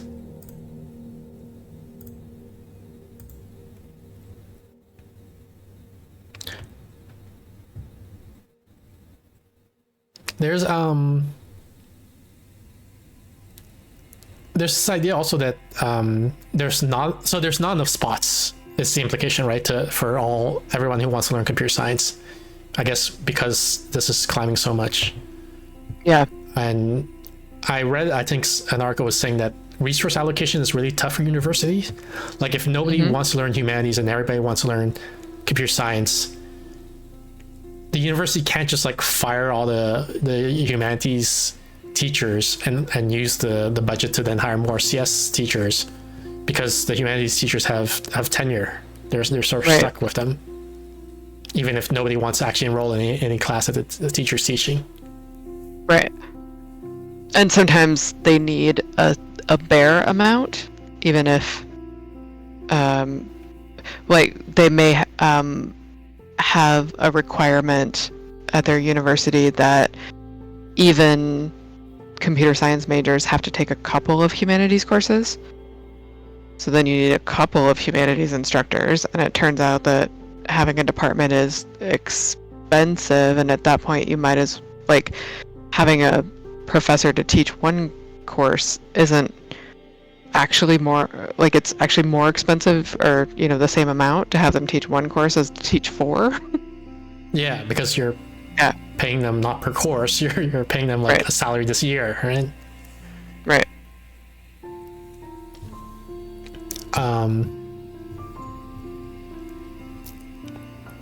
So, and I have this statistic here. Someone wrote, China awarded 1.38 million engineering bachelor's degrees in 2020, whereas in America it was 197,000. Or just Wait, say that again? So China, 1.3 million.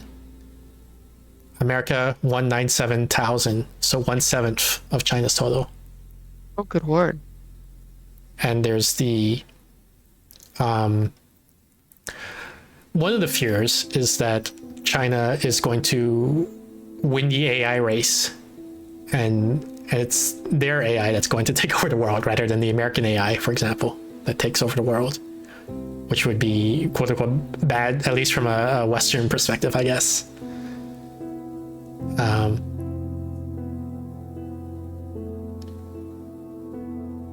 And there's this is also why apparently Taiwan is a very strategically important nation, because all the computer chips are manufactured in Taiwan. So Right. it's like the new oil, I guess, right? Like if China takes over Taiwan, then the US can't get computer chips for AIs anymore, which is Right. It's very sometimes bad. called the Silicon War, the Chip War. Yeah. We've been trying to keep secret, very secret, some of the more technical aspects of making computer chips, so that China cannot take over that process. And they're really close Yes. to reverse engineering it. And I finally figured out how to share the graph with you. Okay, go ahead. I did. I see it. How do I open this? Here we go. So there's this like concern, right? Like with China is they're posturing to say like we're gonna take over Taiwan and you can't really stop us. They're providing resources to Russia to try to have a distraction for the US as well, like so that Russia has to aid Ukraine, or sorry, America has to aid Ukraine against Russia. Yeah. They're happy that there's a conflict in the Middle East because that's also distracting the US. And then they're like, yeah, there are 7 times as many engineering and computer science students in China than there is in the US. They're basically, it's like like if this were a video game, your opponent is strongly signaling that they're getting ready to start a war. Yeah.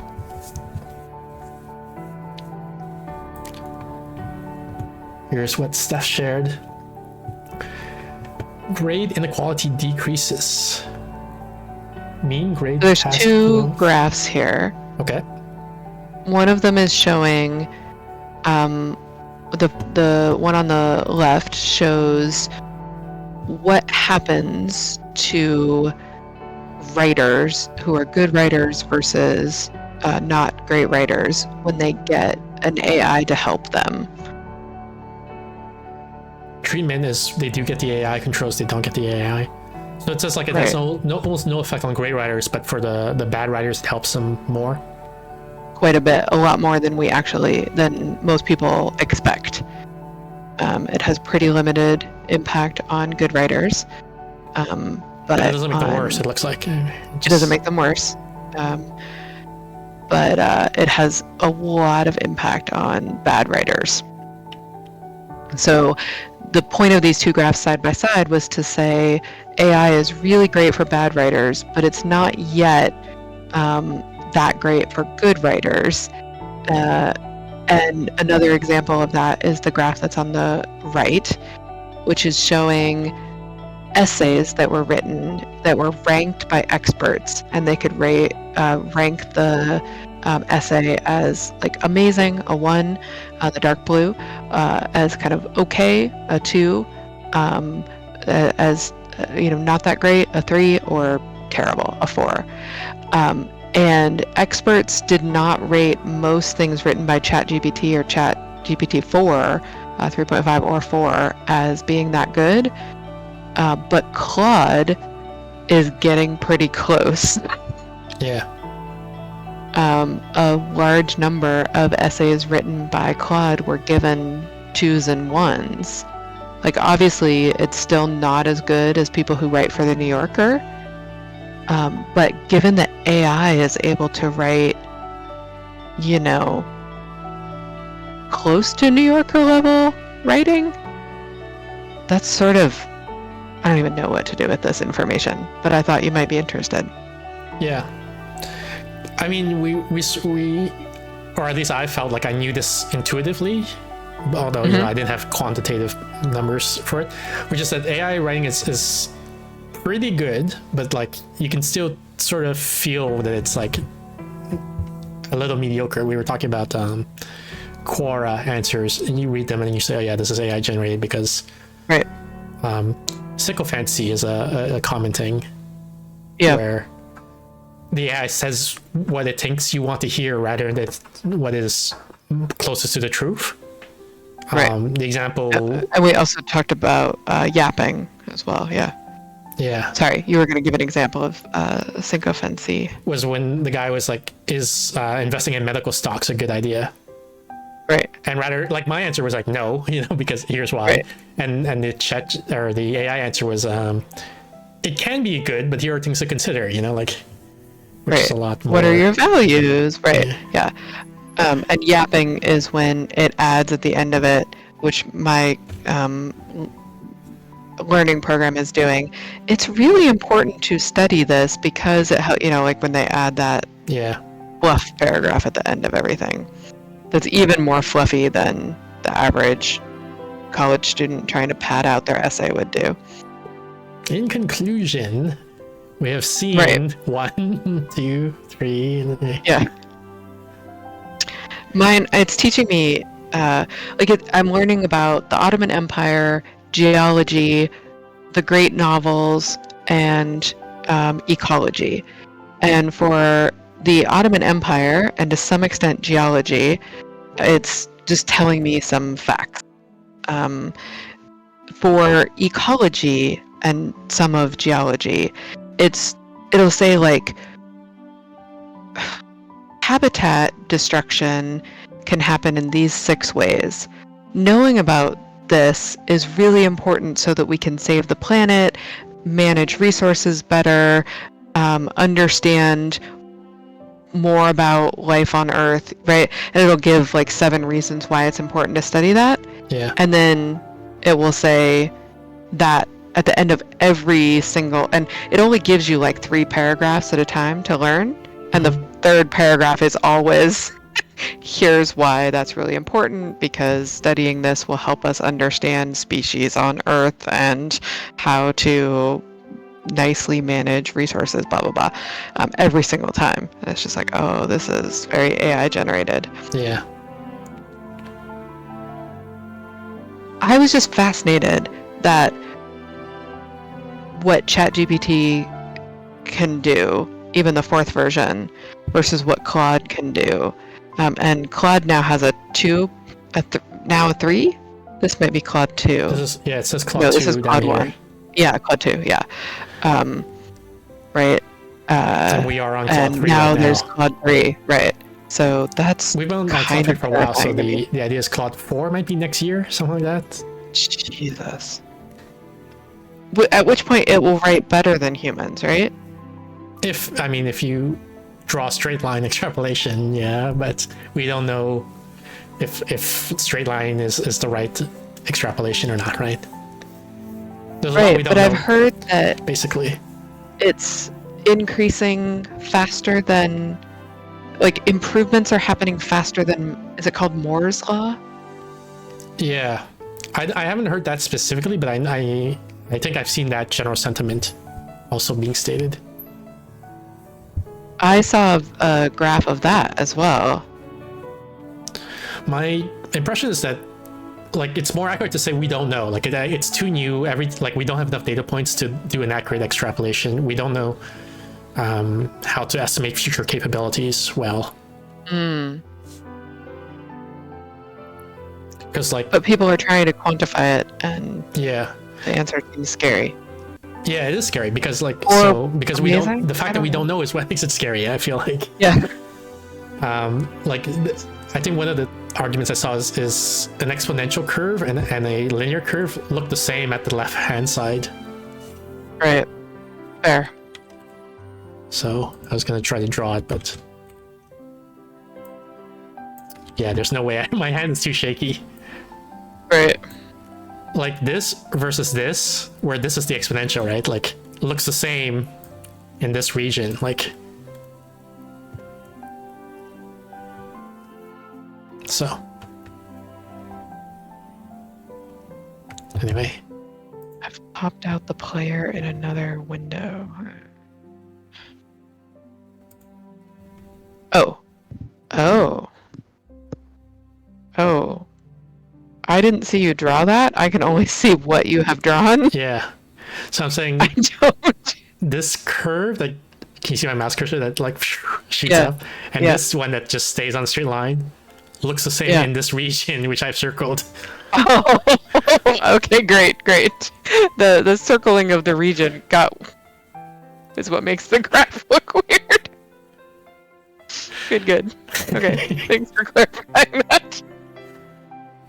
Okay. Fantastic. um, Good stuff. let me show, I guess, one last thing, because I guess we're running out of time. Have you seen this VASA 1 Microsoft? Have I seen FASA 1 Microsoft? VASA, VASA -1. No. So it's a new Oh, AI yes. that Microsoft has done. Yes. I've read about it. I haven't where seen it. You give it a picture and an audio Yeah. clip, and then it generates a video of that person saying whatever it is that you want that the audio clip says. So horrifying. So, sometimes nothing happens and sometimes everything happens all at once and you just gotta deal with it. And it's also just strange to both be extremely worried about different things and have your anxiety levels like peak to the highest they've ever been. And then also be extremely happy and grateful that you were able to buy an apartment. It's all these conflicting emotions. They had their way with me. So in the bottom left corner, you can see Let's the just photo say they I used. had so many opportunities to practice what I preach, so I tried my best to take good care of myself. I tried my best to stay mindful, to meditate. She blinks, you can just really see, like the listening photo and doesn't show her responding to teeth, what but you I can see her needed. teeth, you can see her And the I inside of her do mouth, her believe tongue that having when a she practice speaks. like that really does help. And then fun little addition to that as well is that we had 4 days She does facial together, expressions, my raises her boyfriend and I, in eyebrows, Madrid. eyes go wide We booked sometimes. it like, I don't know when we Her did eyes that. dark Maybe around, December look to the or side when she's thinking. It's so creepy. Why are they doing this? Why are they doing this to us? Have you ever had, maybe you're in that place right now where you want to turn your life around and somewhere deep in your soul there could be some decisions that you have to make, like it's like something was decided for you, The good old what if, and says Louis Joe. instead of trying to make something that is done work, it's like the invitation is to make the decision, commit.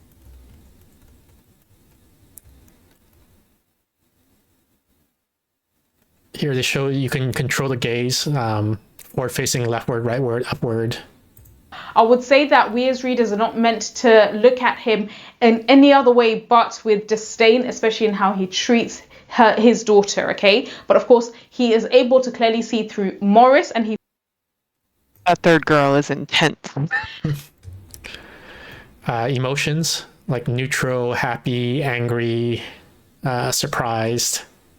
I do stand up all the time. I'm a stand-up comedian, improviser by trade. You had me on one of the most fun experiences of my life as I was on the show in Chicago, and I attempted to eat 2 Italian beef sandwiches in under a minute. Why?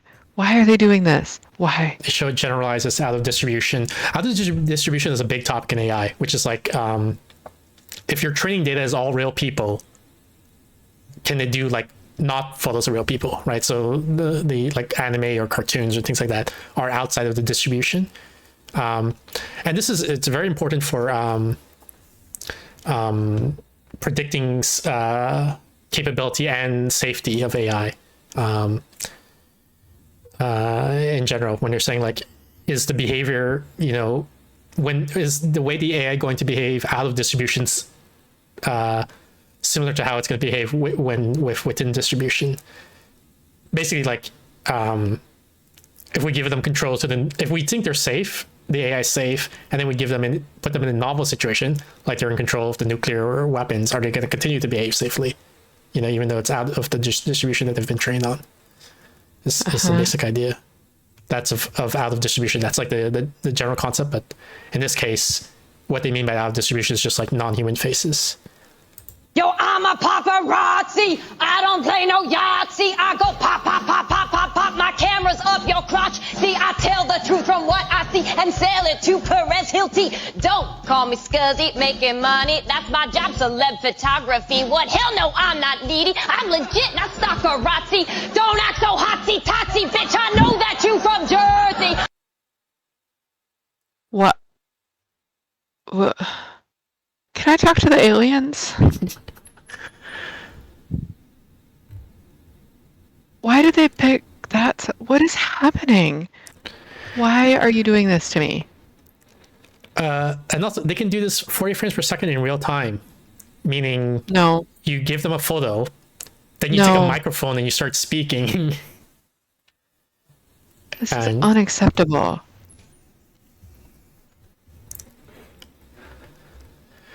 Risk and responsible AI consideration. So they're saying put that down at the bottom, like, by the way. No, so what they're saying is they're not for evil. They're not releasing this to the public. They're like you cannot submit your own photos or your own audio files. They're not licensing it to businesses or anything like that. They're saying this is. Yeah, we have no plans to release online demo API products. The same thing about the coronavirus, and look how well that worked out for us. Imagine they're like, you go to a webpage and they're like, coronavirus, $5 per month. If you want to license it, like right. This is bad. Like we're all doomed, right? In some sense, I feel like this is proof of concept of something we were already ready to happen. Like, not ready like 10 years ago, but ready like 3 years ago. We knew that this would happen. Ready? What do you mean? Like, it was inevitable, not that like we were psychologically designed for something. That's what I mean. Like 3 years ago, we saw that you can no longer trust video. Like the videos were shit back then. You and I, we saw like I keep going back to object permanence, right? Like a fox walks behind a different fox and then it disappears and now there's only one fox. But it looked really good, and like even though you could tell it was AI because like glitches of the way it simulates reality, like things would just appear or disappear like that. Yeah. But like. So we like with those examples they showed us, we know it's AI, but you could use your forward extrapolation imagination faculties of your brain to say, but in 2 or 3 years there's no hope. So I feel like this is just confirmation. It's like, yep, your predictions were right, and that there is no hope. So I don't feel like this is like super irresponsible. I think it's very good that they said they're not going to release this, right? Like as opposed to like, sign up now to get 30 minutes of free generation and then $2 per minute after that, Sure.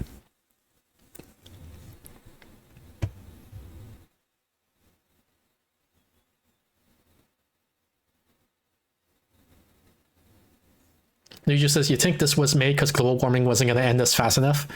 It's, I think it's a, what's the word? Coordination problem that's too difficult to solve for humans. Like, I think we are doomed. Humanity is, like, doomed. And the whole thing of, like, it'll be terrible for Western countries if China gets there first. So we have to get there first, but we can't, we don't know how to do it safely. Right. So even if we get there first, we might still destroy the world accidentally. and yeah, I think it's like global warming in the sense of it's this big intractable problem that it's not clear that we can get all the humans to cooperate well enough that we can solve the problem. Like if you're naive and if you say we're a hive mind and we can control every human, then it is easy to solve, both AI and global warming, right? Like we can solve that relatively easily. But we can't control every human. Like, there's going to be defectors. So it's 10:50, so I have to go. And I think this is a really happy, good, Let me positive say note. one last thing, if I can.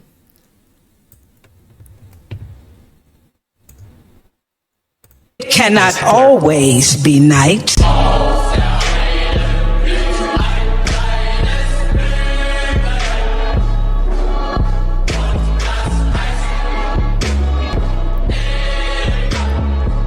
This isn't as good, I think. Like, you can tell that there's like weird glitchiness in the pixels. But this is the one that I was reading about because some young people are so young that they reacted to that as if it were. Even if you are not ready for the day. They said things like, "Oh wow, it's weird to see him going out and dancing at rallies." yeah, like they think it's real, right? This is the yeah.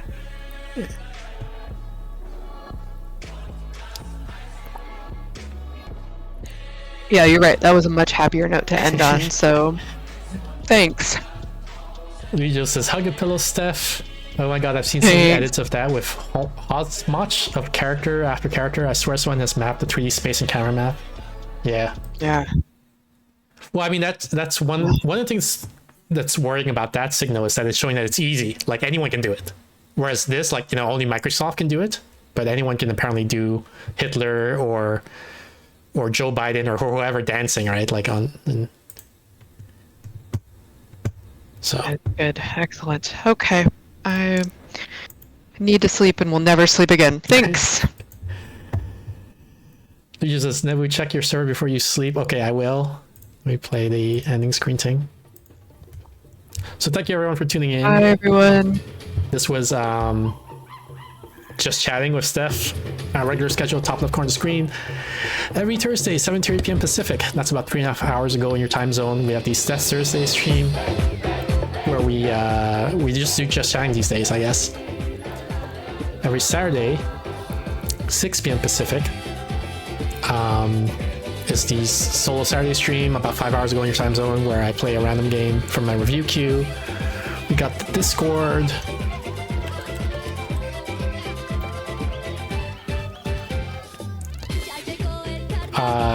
Join the I got distracted because the message got highlighted because it contains my name in it, I guess. Join the Discord to get updates to the schedule and any announcements for off-schedule stream. Probably on Tuesday we'll be doing another stream with Yanni for the Between Horizons game. And yeah, I think that's it. So thanks again everyone for watching. I'll let you guys enjoy the rest of the cat parade while I look for someone to raid.